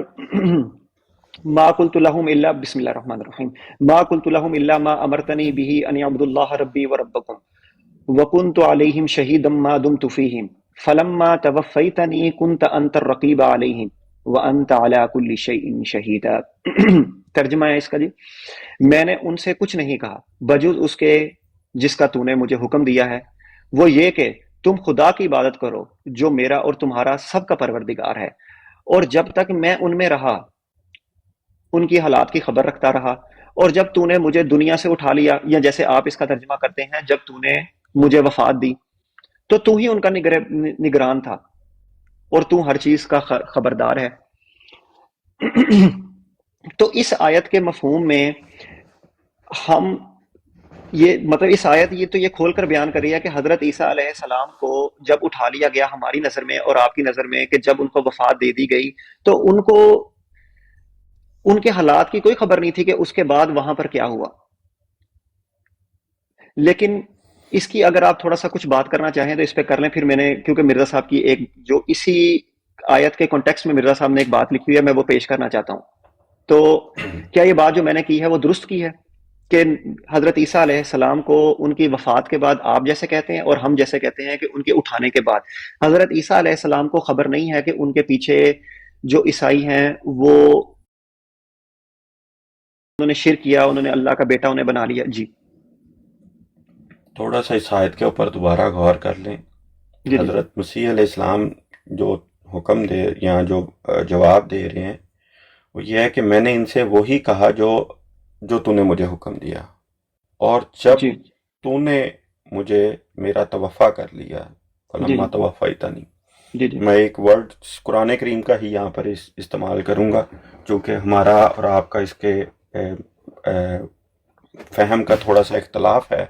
ہوں، ترجمے کا تو میں نہیں کہہ سکتا ہوں، ترجمے کے اعتبار سے تو مولانا ثناء اللہ امرتسری صاحب نے بھی یہاں پر وفات بھی کیا ہوا ہے، اور باقی بعض اہل علم نے بھی اس کا ترجمہ وفات کیا ہوا ہے، لیکن فہم کا ہمارا ضرور اس بات میں اختلاف ہے۔ ہوں، تو چیز یہ ہے کہ توفع کے بعد نگرانی کس کی ہے؟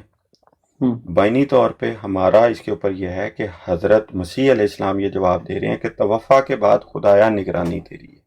ہوں، جو میرے ذمہ میرے کام لگا تھا ہوں، وہ میں نے توفع سے پہلے کر دیا، ہوں، جو جب تک میں ان میں تھا، جب انہیں ریکٹیفیکیشن کی ضرورت پڑی میں نے ان کی ریکٹیفیکیشن کی، ہوں، ٹھیک، اور جب تو نے میرا توفع کر لیا اس کے بعد جو ریکٹیفیکیشن کا پروسیس ہے وہ تیرے حوالے ہے، اور جو تعلیم و تربیت کا پروسیس ہے وہ بھی تیرے حوالے ہے۔ اس کے بعد بالکل میں نے ان کی کوئی تعلیم و تربیت نہیں کی ہے، اور نہیں نہیں بالکل آپ کی ہوں، ہوں، اس کے اندر میں نے ان کو کوئی ایسی تعلیم نہیں دی کہ مجھے یا میری ماں کو الہ بناؤ۔ ہوں، یہ ہوں، اس کی ہے وہ بات۔ بسا اوقات مناظرانہ رنگ میں آپ اور ہم بات کرتے ہیں ہوں، ہوں، کہ بھئی وہ کہتے ہیں نا مخالف کے عقیدے کو سامنے رکھتے ہوئے بھی بات کی جاتی ہے، تو جی جب جی ہم مناظرانہ رنگ میں گفتگو فرما رہے ہوتے ہیں تو وہاں کہا جاتا ہے کہ اگر حضرت مسیح علیہ السلام ان میں واپس آئے ہوتے تو ان کے حالات سے واقف ہوتے، ٹھیک۔ ہوں، یہ ایک ایسا ہوتا ہے کہ ان کے اصول سے پھر یہ جواب بنتا نہیں، ٹھیک۔ ہوں، یہ نہیں نہیں بحث بالکل ہوتی ہے جہاں پر، لیکن خدا تعالیٰ کے انبیاء کو ان کا نہیں نہیں میرا سلام وہ بھی پہنچتا ہے۔ نہیں نہیں میرا وہ میں میں ٹاپک اچھا جی جی میں اس وجہ سے کہ ہوں، ان کے احوال کا حضرت مسیح موعود علیہ الصلوۃ والسلام نے بھی بیان کیا، رسول اللہ صلی اللہ ہوں، علیہ وسلم نے بھی بیان کیا، ہوں، ٹھیک، کہ بھئی میں نے مسیح کو دیکھا، ہوں، ٹھیک، جیسے حضرت موسیٰ کیا میں نے ان کو تلبیہ پڑھتے ہوئے دیکھا، ہوں، ٹھیک۔ حضرت مسیح موعود علیہ السلام کا بھی ہے کہ ان کی جو ہے روح نے جب ان کو اس بات کا علم ہوا کہ تمہارے پیچھے تمہارا انہوں نے شرک شروع کر دیا، تمہیں الہ بنا لیا، تو ہوں، ان کی روح نے ایک جنبش کھائی کہ خدایا کا شریک ہونے پہ جس مقصد کے لیے انبیاء آتے ہیں کہ خدا کا شریک کوئی نہ بنے، ہوں، ہوں، ان کا اولین مقاصد میں سے جو پہلا مقصد ہوتا ہے ہر نبی کا وہ یہ ہے کہ خدا کی توحید کو قائم کرنا۔ تو نبی کو پسند نہیں آتا ہے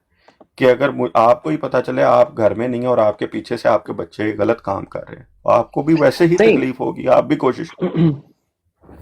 لیکن کیا یہ کسی بات نبی کا بظاہر آنا اس بات کے اوپر دلالت نہیں کرتا۔ نہیں کیا یہ بات مطلب آپ یہ کہنا چاہ رہے ہیں کہ مطلب حضرت عیسیٰ علیہ السلام کو کرسچنس کے بارے میں جو بھی کرسچنس نے ان کے بعد کیا یا جو بھی مسیحیوں نے ان کے بعد کیا ان کو اس کی پوری پوری خبر مل چکی ہے، دیکھیں ان کے اوپر جس یہ طرح کھول دیا گیا ہے؟ رسول اللہ غیب کی خبریں انبیاء پہ کھولی جاتی ہیں. نبیوں کو تو پہلے ہی بھی کچھ چیزیں بتائی جاتی ہیں کہ تمہارے بعد تمہاری قوم کیا کرے گی. جیسے رسول اللہ صلی اللہ علیہ وسلم کو بتایا گیا تمہارے بعد تمہاری قوم یہ کام کرے گی. اسی کے اوپر تنبیہ کر کے بھی نبی جاتا ہے کہ تم نے یہ کام نہیں کرنا. لیکن جن لوگوں کو ملزم کیا جاتا ہے، کورٹ کا ایک بڑا اچھا، جب آپ انصاف کے کٹہرے میں کھڑے ہوتے ہیں تو اس کا ایک اصول ہے کہ اگر آپ سے پوچھا جائے کہ آپ نے یہ کام کیا کس کے کہنے پر کیا، ٹھیک، وہ اٹھ کے آپ کا نام لگا دے کہ میں نے آپ کے کہنے پر کر دیا اور آپ نے وہ بات کی نہ ہو، تو اس کے اوپر آپ کی سٹیٹمنٹ کیا ہوگی؟ یہ صرف اس پیرائے میں سٹیٹمنٹ ہے. یہ دیکھیں یہاں پر نا میں آپ کے سامنے ایک تحریر رکھتا ہوں تاکہ نا بات ہماری واضح ہو جائے. اب جیسے دیکھیں مرزا صاحب روحانی خزائن کی جلد 21 صفحہ 51 پہ لکھتے ہیں کہ یہ کہ آیت میں صریح طور پر بیان فرمایا گیا ہے کہ حضرت عیسیٰ علیہ السلام عیسائیوں کے بگڑنے کی نسبت اپنی لا علمی ظاہر کریں گے اور کہیں گے کہ مجھے اس وقت تک ان کے حالات کی نسبت علم نہ تھا، اس وقت تک ان کے حالات کی نسبت علم تھا جب میں ان میں تھا، اور پھر جب مجھے وفات دی گئی تب میں ان کے حالات کے محض بے خبر ہوں، مجھے علم نہیں ہے. اب مرزا صاحب تو یہاں بالکل وہی کہہ رہے ہیں جو مطلب جو آپ کہہ رہے ہیں کہ انہیں علم تھا حضرت عیسیٰ علیہ السلام کو، پر مرزا صاحب تو کہہ رہے ہیں کہ انہیں بالکل علم نہیں ہے. میں عرض کر رہا ہوں نا کہ دیکھیں جو کورٹ کے پوائنٹ آف ویو سے گواہی ہے کہ مجھے ان باتوں کا نہیں پتا کہ ان کو یہ تعلیم میں نے دی جو میری طرف منسوخ کی جا رہی ہے. بحیثیت کرسچینٹی کیا بلیو کرتی ہے، ہمیں ریئل ورلڈ کے اندر بھی، ریئل سینیریو کے اندر بھی جینا ہے. ریئل سینیریو میں کرسچینٹی یہ بلیو کرتی ہے کہ جیزس کمانڈیڈ اس، ٹھیک، یہ بات تو آپ کو بھی پتا ہے. آپ کسی کرسچن سے پوچھیں کہ آپ کو یہ تعلیم کس نے دی ہے، وہ کس کی طرف منسوخ کرتے ہیں؟ وہ سینٹ پال کی طرف منسوخ کرتے ہیں کہ سینٹ پال نے ہمیں یہ تعلیم دی ہے؟ نہیں، وہ یہ تعلیم منسوخ کرتے ہیں جیزس کی طرف کہ جیزس نے ہمیں یہ تعلیم دی. تو کٹہرے میں جیزس سے کیا پوچھا جائے گا؟ یہی پوچھا جائے گا کہ آپ نے ان کو کہا تھا کہ مجھے اور میری ماں کو رب بناؤ. وہ کہیں گے مجھے تو نہیں پتا، جب تک میں ان میں تھا ان کی نگرانی کر رہا تھا، ان کو صحیح غلط کی تعلیم دے رہا تھا. پھر اس کے بعد سمپلیفائڈ یہ بات ہے کہ جہاں پر یہ معاملہ ہے وہاں پر یہ حضرت مسیح موعود علیہ السلام نے کیٹاگوریکلی اس کانٹیکس میں اس بات کو کہا کہ مجھے نہیں پتا ہے. لیکن جو دوسری جگہ پر اس کی تفصیل کو بیان کرتے ہوئے جہاں پر ان کی روح کا نزول کے اوپر جو ہے بروز کے اختیار کرنے کے متعلق جو سٹیٹمنٹ ہے کہ 2 دفعہ بروز ہوا ہے، ایک حضرت صلی اللہ علیہ وسلم کے تحت اور ایک حضرت مسیح موعود کے تحت. سو یہ دونوں سٹیٹمنٹس میں نے چونکہ یہ دونوں پڑھی ہوئی ہیں تو میں اس دونوں کو اکٹھا آپ کو اس وجہ سے سمجھا رہا ہوں کہ دونوں اس میں کور ہوں، دونوں اس میں آئیں. کسی ایک بات کو لے کر ایک بات رہ نہ جائے. وہ عام محاورہ ہے، مرغے کی ایک ٹانگ لے لی جائے اور ایک چھوڑ دی جائے، یہ کام نہ ہو جائے ولید بھائی. تو اس وجہ سے میں آپ کو بتا رہا ہوں کہ جب تک حضرت مسیح علیہ السلام جب تک ان میں تھے انہوں نے اس بات کی تعلیم نہیں دی. اس بات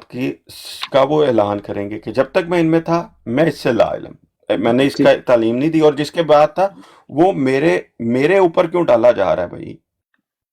اس کا بلیم مجھے کیوں کیا جا رہا ہے؟ کیونکہ میں نے نا یہ وہ ہے کہ اپنا جو سوری معذرت لاسٹ جملہ کہ اپنا جو الزام ہے اس سے بری ہو رہے ہیں کہ بھائی میرے پہ یہ الزام نہ لگاؤ، میں نے تمہیں توحید کی ہی تعلیم دی ہے. ٹھیک، اب میرے پاس نا کیونکہ میں نے ابھی ٹائم کی طرف نظر دیکھی ہے تو ہمیں تقریباً 1.5 گھنٹہ ہونے والا ہے، 5-7 منٹ ہی رہ گئے ہیں اس میں نا، تو تھوڑا سا اس کو سپیڈ اپ کرتے ہیں کیونکہ ابھی تو میرے پاس اتنے سوالات تھے جو میں نے بنائے ہوئے تھے، تو اور مجھے لگتا ہے کہ میں نے ابھی اس کا 25% بھی آپ سے نہیں پوچھا. تو ابھی ٹاپک کو تھوڑا سا چینج کرتے ہیں. میں آپ کے سامنے مرزا صاحب کے کچھ الہامات رکھنا چاہتا ہوں. اس کو الہامات کہہ لیں یا اس کو یہ کہہ لیں کہ الہام کے بعد مرزا صاحب نے جو پیش گوئی کی اس کے حوالے سے، تو اس کو آپ کس نظر سے دیکھتے ہیں، آپ اس کو بیان کریں. میں آپ کے سامنے سب سے پہلے رکھتا ہوں مرزا صاحب کا ایک الہام ہے بکروں و سیبن. اب یہ میرے سامنے ہے، کتاب ہے، یہ تذکرہ 4th ایڈیشن ہے، اس کا 31 پیج ہے. اب یہاں پر مرزا صاحب لکھتے ہیں تخمیناً 18 برس کے قریب عرصہ گزرا ہے کہ مجھے کسی تقریب سے مولوی محمد حسین بٹالوی ایڈیٹر رسالہ اشاعت و سنہ کے مکان پر جانے کا اتفاق ہوا. اس نے مجھ سے دریافت کیا کہ آج کل کوئی الہام ہوا ہے. میں نے اس کو یہ الہام سنایا جس کو میں کئی دفعہ اپنے مخلصوں کو سنا چکا ہوں، اور وہ یہ ہے کہ بکروں و سیبن، جس کے یہ معنی ان کے آگے اور نیز ہر ایک کے آگے میں نے ظاہر کیے کہ خدا تعالیٰ کا ارادہ ہے کہ وہ دو عورتیں میرے نکاح میں لاوے گا، ایک بکر ہوگی اور دوسری بیوہ۔ چنانچہ یہ الہام جو بکر کے متعلق تھا پورا ہو گیا، کیونکہ یہ تریاق القلوب میں مرزا صاحب بات کر رہے ہیں، اس لیے وہ لکھ رہے ہیں کہ بکر کا جو الہام ہے وہ پورا ہو گیا ہے، اور اس وقت بفضل تعالیٰ 4 پسر اس بیوی سے موجود ہیں، کیونکہ وہ مرزا صاحب نصرت جہاں بیگم صاحب کی بات کر رہے ہیں، اور بیوہ کے الہام کی انتظار ہے۔ اب یہ مرزا صاحب صرف تذکرہ میں نہیں ہے، یہ بات یہ لکھی ہوئی ہے تریاق القلوب میں بھی، مرزا صاحب نے یہ بات لکھی ہوئی ہے، تو اس لیے انہوں نے لکھا ہے کہ یہ اب یہ جو ان سا الہام ہے مرزا صاحب کا، جس کی مرزا صاحب خود ہی تشریح کر رہے ہیں کہ ایک بیوہ آئے گی میرے نکاح میں اور ایک بکر آئے گی، تو اور مرزا صاحب اس کا انتظار بھی کرتے رہے ہیں، تو کیا جو کہنے والے ہیں کیا وہ یہ درست نہیں کہتے کہ مرزا صاحب کی یہ جو الہام ہے یہ پورا نہیں ہوا، یا اس کا کوئی اور رنگ ہے جس رنگ سے آپ دیکھتے ہیں کہ یہ پورا ہوا ہے؟ جی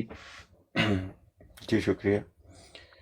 اعتراض کے اعتبار سے تو یہ اعتراض بہت دفعہ ہم نے سنا بھی ہے، بسا اوقات اس کا ہم نے بڑی دفعہ اس کا بیان بھی کیا ہے کہ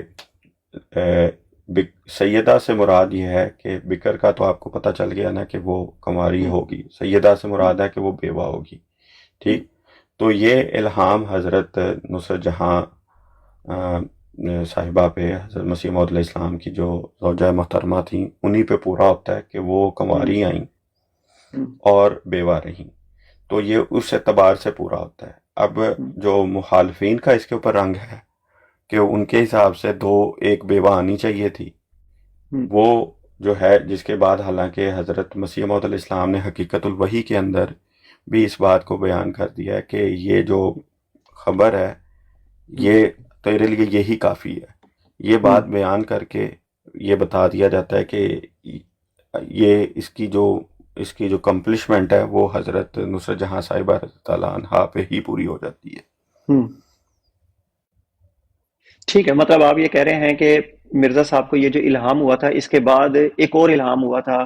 یہ الہام تو ان کا اس طرح نہیں پورا ہوا جس طرح انہوں نے اس کی تشریح کی ہے، کیونکہ اس کے اندر مرزا صاحب کی ایک تحریر ہے، مجموعہ اشتہارات کی، جلد اول ہے، پیج 160 ہے، جس کے اندر مرزا صاحب لکھتے ہیں کسی الہام کے وہ معنی ٹھیک ہوتے ہیں کہ ملہم آپ بیان کریں، اور ملہم کے بیان کردہ معنوں پر کسی اور کی تشریح اور تفسیر ہرگز فوقیت نہیں رکھتی، کیونکہ ملہم اپنے ابہام سے اندرونی واقفیت رکھتا ہے اور خدا تعالیٰ سے خاص طاقت پا کر اس کے معنی کرتا ہے۔ اب آپ یہ کہہ رہے ہیں کہ مرزا صاحب کا یہ جو الہام ہے، اس کی جو مرزا صاحب نے تشریح کی تھی وہ اس طرح نہیں پوری ہوئی، وہ مرزا صاحب سے اس ٹائم، میں آپ کے لیے ورڈ یوز کرتا ہوں کہ ان سے اس وقت اجتہادی طور پر یہ غلطی ہوئی ہے اس کے معنی سمجھنے میں، اور بعد میں ان کو ایک نئی بات بتائی گئی ہے، خدا تعالیٰ نے ایک نئی بات بتائی ہے، کیا یہ بات درست ہے؟ نہیں، وہ جہاں پر تریاق القلوب میں بھی ہے وہاں پر ہے کہ جب سیدہ سے کا انتظار ہے، ابھی انہوں نے اس بات کا بیان کیا نا کہ جو بیوہ ہے اس کا بھی انتظار ہے کہ وہ کیا ہے۔ اگر تو حضرت مسیح موعود علیہ السلام نے یہ بات بیان کی ہے کہ اس کے معنی یہ ہے کہ ایک اور عورت میرے نکاح میں آئے گی، ٹھیک، پھر تو آپ کی بات درست ہے کہ آپ یہ جو مجموعہ اشتہارات کی سٹیٹمنٹ پیش کر رہے ہیں، پھر تو یہ بات درست ہے کہ انہوں نے اس کے یہ معنی لیے، لیکن اگر انہوں نے اس اگلے حصے کو کہا کہ اس کا انتظار ہے، اب اس کا انتظار کس رنگ میں ہے؟ نہیں، یہ دیکھیں نا، یہ لکھا ہوا ہے، نہیں یہ دیکھیں نا، مرزا صاحب نے یہی لکھا ہوا جس کو میں نے پہلے پڑھا ہے کہ انہوں نے لکھا بکروں و سیبن، جس کے یہ معنی ان کے آگے اور نیز ہر ایک کے آگے میں نے ظاہر کیے ہیں۔ مرزا صاحب نے اس کے معنی خود ظاہر کیے ہیں کہ خدا تعالیٰ کا ارادہ ہے، جی وہ کہہ رہے ہیں خدا تعالیٰ کا ارادہ ہے کہ وہ 2 عورتیں میرے نکاح میں لاوے گا۔ دیکھیں یہاں پر مرزا صاحب نے خود اس کے معنی کے اندر 2 عورتوں کا کہا ہے، اور پھر مرزا صاحب نے کہا ہے کہ ایک بکر ہوگی، ایک کنواری مطلب، اور دوسری بیوہ۔ چنانچہ یہ الہام جو بکر کے متعلق ہوا تھا پورا ہو گیا۔ بکر والا انہوں نے کہا 2 عورتیں جو آنی تھی اس میں سے ایک عورت میرے نکاح میں آ گئی ہے اور وہ پورا ہو چکا ہے،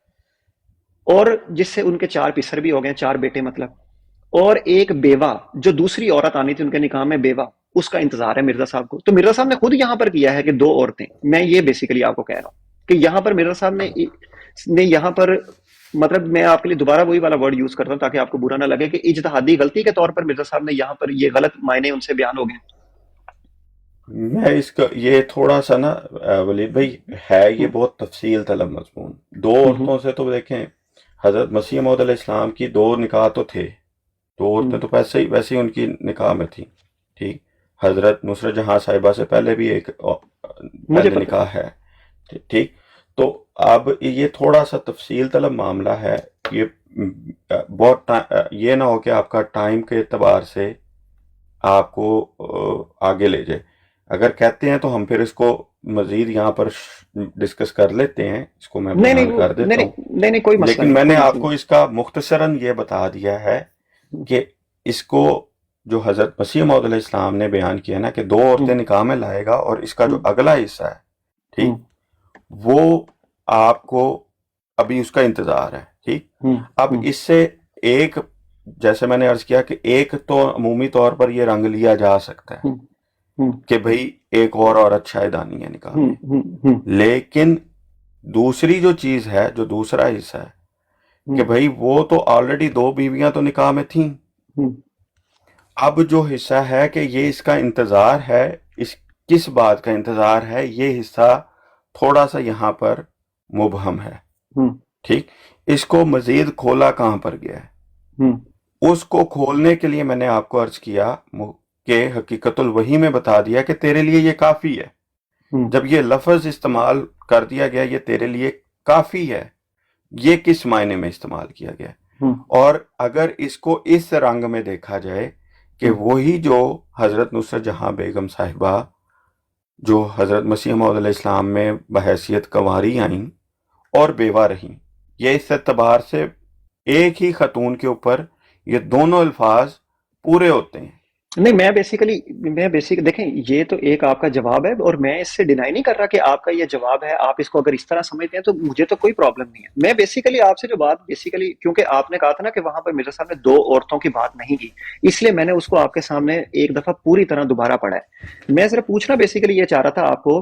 کہ مرزا صاحب نے جو وہاں پر معنی کیے ہیں، کیا وہ معنی اس ٹائم تو مرزا صاحب نے جو کیے تھے وہ بعد میں درست ثابت نہیں تھے، اسی لیے تو ان کو دوبارہ ایک الہام ہوا نا. تو کیا یہ بات، اتنی بات ہم اس کو ادھر ختم کر کے تو میں اگلے سوال کی طرف آپ کے جانا چاہتا ہوں.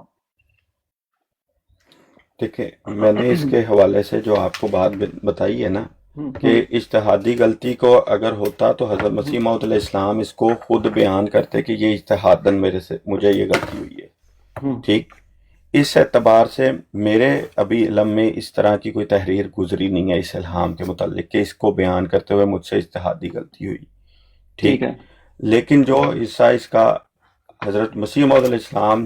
کے الہام سے مجھے ثابت شدہ سمجھ آیا، جو میں نے بیان کیا، وہ مجھے یہ ثابت کر دیتا ہے کہ خدا تعالیٰ نے اس کے اوپر جو اس کا بہترین تفسیر ہے یا اس کی بہترین تعویل ہے وہ خود کھولی ہوئی ہے.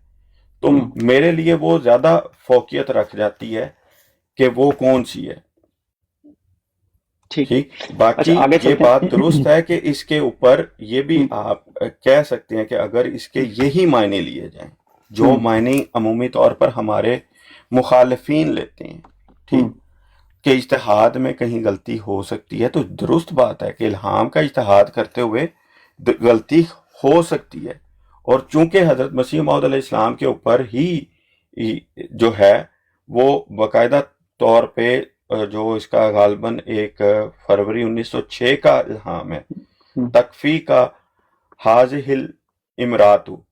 کہ تیرے لیے یہی عورت کافی ہے. یہ جو لفظ ہے یہ خدا تعالیٰ کا بتا دیتا ہے کہ تیرے لیے یہ جو عورت ہے یہ کافی ہے. اس کا مطلب یہ ہے کہ اس کے جو دوسرے معنی عمومی طور پر لیے جا رہے ہیں کہ ایک اور عورت کی طرف لانا یا ایک اور عورت کو نکاح میں لانا، وہ خدا کے الہام کا نتیجہ نہیں ہے، وہ کسی بندے کی سوچ ہے. اگر وہ حضرت مسیح موعود نے زیوم کیا ہے. کیا آپ کو پتہ ہے یہ الہام مرزا صاحب کو کب ہوا ہے؟ یہ غالباً کون سے والا جو بکر والا؟ نہیں، یہ جو تکفی کا حاضح الامرات، یہ غالباً 1906 کا الہام ہے. یہ حقیقت الوحی کے اندر بھی اس بات کا تذکرہ ہے. چلیں ٹھیک ہے. اچھا آگے چلتے ہیں. آگے مرزا صاحب نے، میں ایک اور الہام ہے مرزا صاحب کا، یا آپ اس کو پیشگوئی کہہ لیں، کیونکہ وہ الہام اور پیشگوئی نا بیسیکلی ایک ہی قسم میں، مطلب کہنے کا مطلب ہے ایک ہی ٹائپ، مطلب طرح میں آ جاتی ہے کسی بعض اوقات نا. اب میں یہ آپ کے سامنے نا پیش کرنے لگا ہوں. مرزا صاحب نے मतलब अभी क्योंकि बिकरूं व सैयबुन था तो उसी से रिलेटेड ही मैं एक बात पूछने लगा हूँ, लेकिन ये एक डिफरेंट बात है जो मिर्जा साहब ने 20 फरवरी 1886 के मजमुआ इश्तिहारात में जब उन्होंने पेशगोई की तो उसमें उन्होंने जो बात की। अब उस पे मिर्जा साहब लिखते हैं 1886 में कि फिर खुदाए करीम ने मुझे बिशारत देकर कहा कि तेरा घर बरकत से भरेगा और मैं अपनी नेमतें तुझ पर पूरी करूंगा, और खवातीन मुबारका जिन में से तू बास को इसके बाद पाएगा, तेरी नस्ल बहुत होगी और मैं तेरी जुर्रियत को बहुत बढ़ाऊंगा और बरकत दूंगा, मगर बाज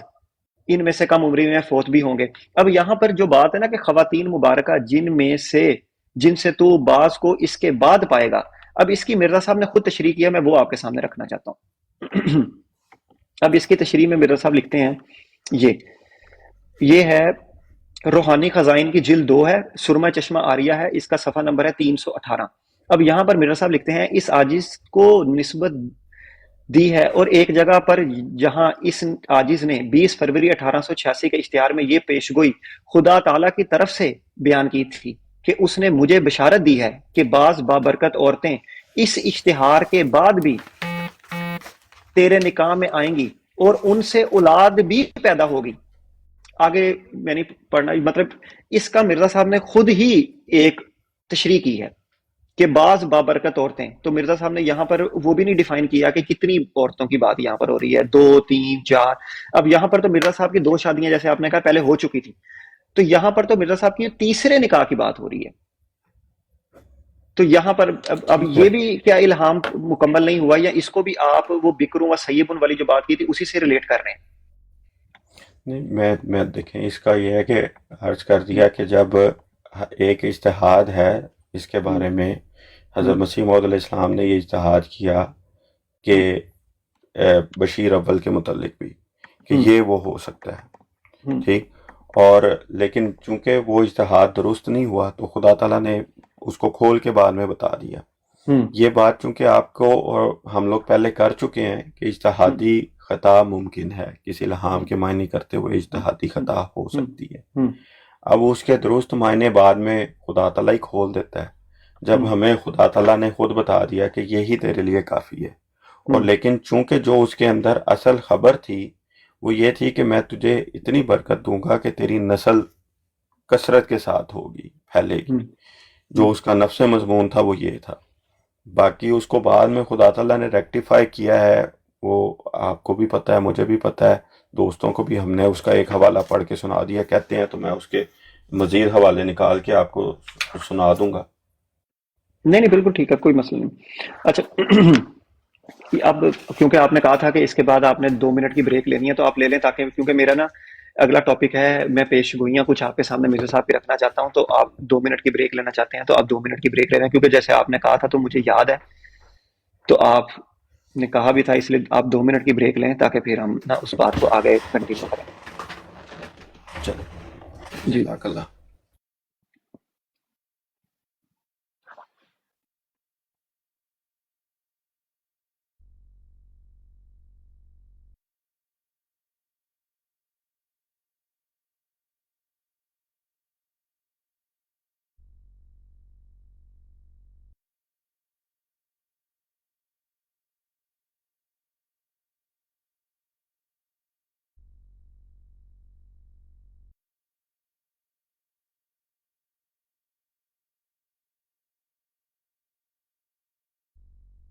आने के बाद भी, क्योंकि मैं भी गया हूँ, लेकिन मैंने देखा है कि हमारे जो लोग हैं वो हमारे साथ अभी तक स्टिल हैं, तो माशाल्लाह बड़ी अच्छी बात है। चलें, मेरे ख्याल में अब हमारे पास आखिरी 20-25 मिनट हैं, तो मैं कोशिश करता हूँ फतेह भाई कि आप भी इसको थोड़ा सा प्लीज़, अब क्योंकि 25 मिनट हैं और अभी बड़ा ही ढेर लगा पड़ा है, लेकिन मैं फिर भी कोशिश करता हूँ कि जो उसमें से मोटी मोटी चीज़ें ना वो आपसे पूछ लूँ, ठीक है? तो आप भी प्लीज़ अब इसके अंदर थोड़ा सा प्लीज़ शॉर्ट कीजिएगा अगर हो सके तो, ठीक है?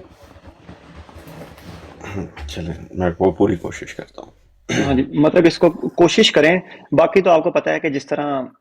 अगर मतलब आपको बेहतर लगेगा तो उसके अंदर कुछ बात आप करना चाहेंगे तो मैं कैसे आपको मना कर सकता हूँ, क्योंकि आप बैठे हैं रिप्रेजेंटेटिव की हैसियत से, तो आपने कुछ भी बात करनी हो तो आप कर सकते हैं। नहीं, मैं एक अदना तालिब इल्म की हैसियत से ही हूँ। बाकी क्योंकि मेरा ताल्लुक उस जमात से है, तो کوشش کروں گا، لیکن ریپریزنٹ کرنے کی اہلیت شاید اللہ ہی بہتر جانتا ہے۔ کوئی بات نہیں۔ اچھا میں نا سب سے پہلے آپ کے سامنے نا مرزا صاحب نے جو تعاون کے بارے میں بیسیکلی پیش گوئی کی تھی، تو اس کے بارے میں کچھ باتیں آپ کے سامنے رکھنا چاہتا ہوں تاکہ آپ اس کے بارے میں مجھے کچھ بتائیں کہ یہ مرزا صاحب نے جو باتیں لکھی ہوئی ہیں تعاون کے بارے میں، جو تعاون کے بارے میں مرزا صاحب نے پیش گوئی کی تھی، اس کے بارے میں مرزا صاحب نے کیا لکھا، اور پھر اس کے برعکس جو مخالفین کہتے ہیں یا جو ہمیں ملتا بھی ہے، تو میں آپ کے سامنے وہ کچھ باتیں پڑھتا ہوں، تو اس کو آپ دیکھیں کس طرح مطلب آپ اس میں تطبیق پیدا کرتے ہیں یا آپ کیا سمجھتے ہیں اس بارے میں۔ اب جیسے تعاون کی پیش گوئی کے بارے میں مرزا صاحب نے کہا کہ وہ قادر خدا قادیان کو تعاون کی تباہی سے محفوظ رکھے گا، تا تم سمجھ لو کہ قادیان اس لیے محفوظ رکھی گئی ہے کہ وہ خدا کا رسول اور فرستادہ اس میں موجود تھا۔ اس کے آگے مرزا صاحب لکھتے ہیں کہ خدا نے تعاون کو اپنی پناہ میں لے لیا ہے۔ پھر اس کے بعد آگے چل کے مرزا صاحب پھر لکھتے ہیں، مرزا صاحب لکھتے ہیں کہ تعاون کو اس لیے بچا لیا گیا کیونکہ اس میں خدا کا رسول اور اس کا فرستادہ قادیان میں موجود تھا۔ اب اس کے برعکس کیونکہ میں نے سلسلہ احمدیہ کے اندر دیکھا ہے کہ اس کے اندر کیا لکھا ہوا ہے، پھر اخبار البدر کو چیک کیا تو اس کے اندر کیا لکھا ہوا ہے۔ اب یہ دیکھیں یہاں پر کیا لکھا ہوا ہے کہ قادیان میں تعاون آئی اور بعض اوقات کافی سخت حملے بھی ہوئے، مگر اپنے وعدے کے مطابق خدا نے اسے تباہی سے بچایا، اور اس زمانے میں دوسرے دیہات میں جو نظر آ رہی تھی اس تباہی سے کم تباہی ہوئی، لیکن تباہی ضرور ہوئی۔ اور تعاون جو قادیان میں نہیں آنا تھا وہ قادیان میں ضرور آیا، اور پھر خدا نے حضرت مسیح موعود کے مکان کے ارد گرد بھی تعاون کی تباہی دکھائی، مطلب مرزا صاحب کے گھر کے ارد گرد بھی تعاون آ چکا تھا، اور آپ کے پڑوسیوں میں بھی کئی موتیں ہوئیں، ایون کہ مرزا صاحب کی اپنی جماعت کے بہت سارے لوگ جو تھے وہ مر گئے اس تعاون کی وجہ سے، جس میں آپ کے اخبار البدر کا میرے خیال میں وہ جو ایڈیٹر تھا محمد افضل وہ فوت ہو گیا، وہ مر گیا، اور پھر اس طرح عبداللہ سنوری کا جو بیٹا تھا وہ فوت ہوا ہے۔ اب اس کے بعد آگے دیکھیں، آگے لکھا ہوا ہے آج کل ہر جگہ مرض تعاون زوروں پر ہے، اگرچہ قادیان میں نسبتاً آرام ہے۔ تو اب یہ جو بات ہے، اب مرزا صاحب کہہ رہے ہیں کہ تعاون کو محفوظ رکھا جائے گا، یہ ان کی پیش گوئی ہے کہ تعاون کے دنوں میں مرزا صاحب نے یہ پیش گوئی کی ہوئی ہے کہ تعاون کو محفوظ رکھا جائے گا کیونکہ اس میں خدا کا رسول بھی موجود ہے اور اس کا فرستادہ موجود ہے۔ پھر مرزا صاحب نے آگے اس سے آگے بڑھ کر کہا کہ خدا نے قادیان کو گاؤں کو اپنی پناہ میں لے لیا ہے۔ اب وہ پناہ جو تھی، کیا وہ خدا نے جو پناہ لی تھی وہ قادیان کی نہیں لی تھی؟ کیا وہ صرف مرزا صاحب کی تھی؟ جی بہت شکریہ۔ اسے کہتے ہیں کہ جو حصہ ہے کہ اس سے اگر یہ مراد لیا جائے کہ قطعی طور پر نہیں ہوگا تو یہ تو بات غلط ہے۔ جیسے اللہ کی نصرت فتح کی بشارتیں تو ہمیں کھلی کھلی تھیں، لیکن کیا اس میں صحابہ شہید نہیں ہوئے؟ مسلمانوں کا نقصان نہیں ہوا؟ خبریں تو موجود تھیں۔ جو بات ہے کہ جاڑے کی تعاون، یا جس طرح جسے کہتے ہیں نا کہ جس ایک تناسب کے اعتبار سے اگر بات کی جائے تو وہ اس کی خبریں ہیں کہ خدا تعالیٰ قادیان کو باقی تمام قصبوں سے زیادہ محفوظ رکھے گا، دار میں داخل نہیں ہوگی، گھر میں داخل نہیں ہوگی، ٹھیک۔ اور اس کے اوپر پھر یہ تھی کہ جو لوگ میرے اس میں پھر انہوں نے بیان کیا کہ جو میرے گھر میں، یا میرے گھر سے مراد کون سے ہیں کہ جو میری تعلیم کے اوپر عمل کریں گے وہ بچائے جائیں گے، ٹھیک۔ تو اس اعتبار سے یہ پیشگوئی بالکل جس طرح بیان کی گئی ہے کہ وہ بیان کی گئی ہے، جس طرح کہ بعض کیا آپ کو نہیں پتا کہ مرزا صاحب بھی تھے؟ نہیں، کیا آپ کو نہیں پتا کہ مرزا صاحب اپنا گھر چھوڑ کر ایک باغ میں شفٹ ہو گئے تھے؟ یہ قادیان کے سے شفٹ ہو گئے تھے اپنے گھر سے تعاون کی وجہ سے، تو وہ تو مرزا صاحب نے اپنا گھر بھی چھوڑ دیا تھا۔ میں وہی بتا رہا ہوں۔ یہ دیکھیں، اب یہ لوگ ہیں کہ اس کا جواب حضرت مسیح موعود علیہ السلام نے دیا ہے کہ بعض لوگ ہماری جماعت میں بھی غلطی سے کہہ دیتے ہیں کہ ہم میں سے کوئی نہ مرے گا، یا یہ ان کو مغالطہ لگا ہے۔ ایسا ہرگز نہیں ہو سکتا، اگرچہ ایک حد تک خدا نے وعدے کیے ہیں، مگر ان کا یہ مطلب ہرگز نہیں کہ جماعت سے متعلقاً کوئی بھی نشانہ تعاون نہ ہوگا۔ یہ بات ہماری جماعت کو خوب یاد رکھنی چاہیے کہ خدا تعالیٰ کا یہ وعدہ ہرگز نہیں کہ تم میں سے بھی کوئی نہیں مرے گا۔ ہاں، خدا تعالیٰ یہ لازمی فرماتا ہے کہ جو شخص اپنے وجود کا نافع الناس بنا کر دیں تو اس کی عمریں خدا تعالیٰ زیادہ کر دیتا ہے اور ان کے ساتھ شفقت اور حقوق کا ایلیمنٹ رکھتا ہے. یہ ملفوظات میں حضرت مسیح موعود علیہ السلام نے تب بھی بیان کیا ہوا ہے. جو چیز ہے کہ بالکل جس طرح کہتے ہیں نا کہ اب وہ ہے کہ میں نے کہا کہ جس طرح جاڑے کی اعتبار سے کی جاتی ہے یا بکثرت موتوں کے اعتبار سے اس کی پیش گوئی ہے. اور جو باغ بھی منتقل ہوئے ہیں وہ باغ قادیان سے باہر نہیں تھا کہ وہ کہتے ہیں کہ قادیان گاؤں سے نکل گیا تھا. یہ تھا کہ گھر سے نکل کر ایک جس طرح دیہاتوں میں ہوتا ہے کہ بندہ اپنے گھر سے نکل کر اپنے ڈیرے پر چلا جائے, اپنی زمینوں پر چلا جائے, یہ اس طرح کی بات ہے. Nothing more than that.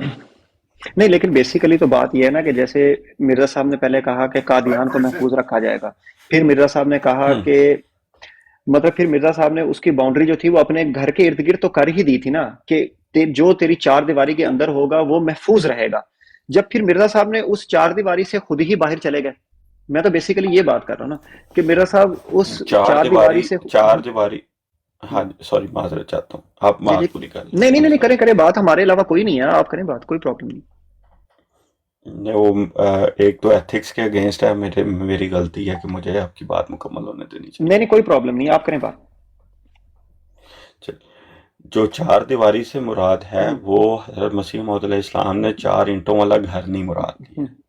سب سے پہلی بات ہے, یہ آپ کو بھی پتہ ہے, آپ نے یہ لٹریچر ہمارا پڑھا بھی ہے کہ وہ 4 دیواری سے مراد وہ تعلیم, وہ احکامات ہیں.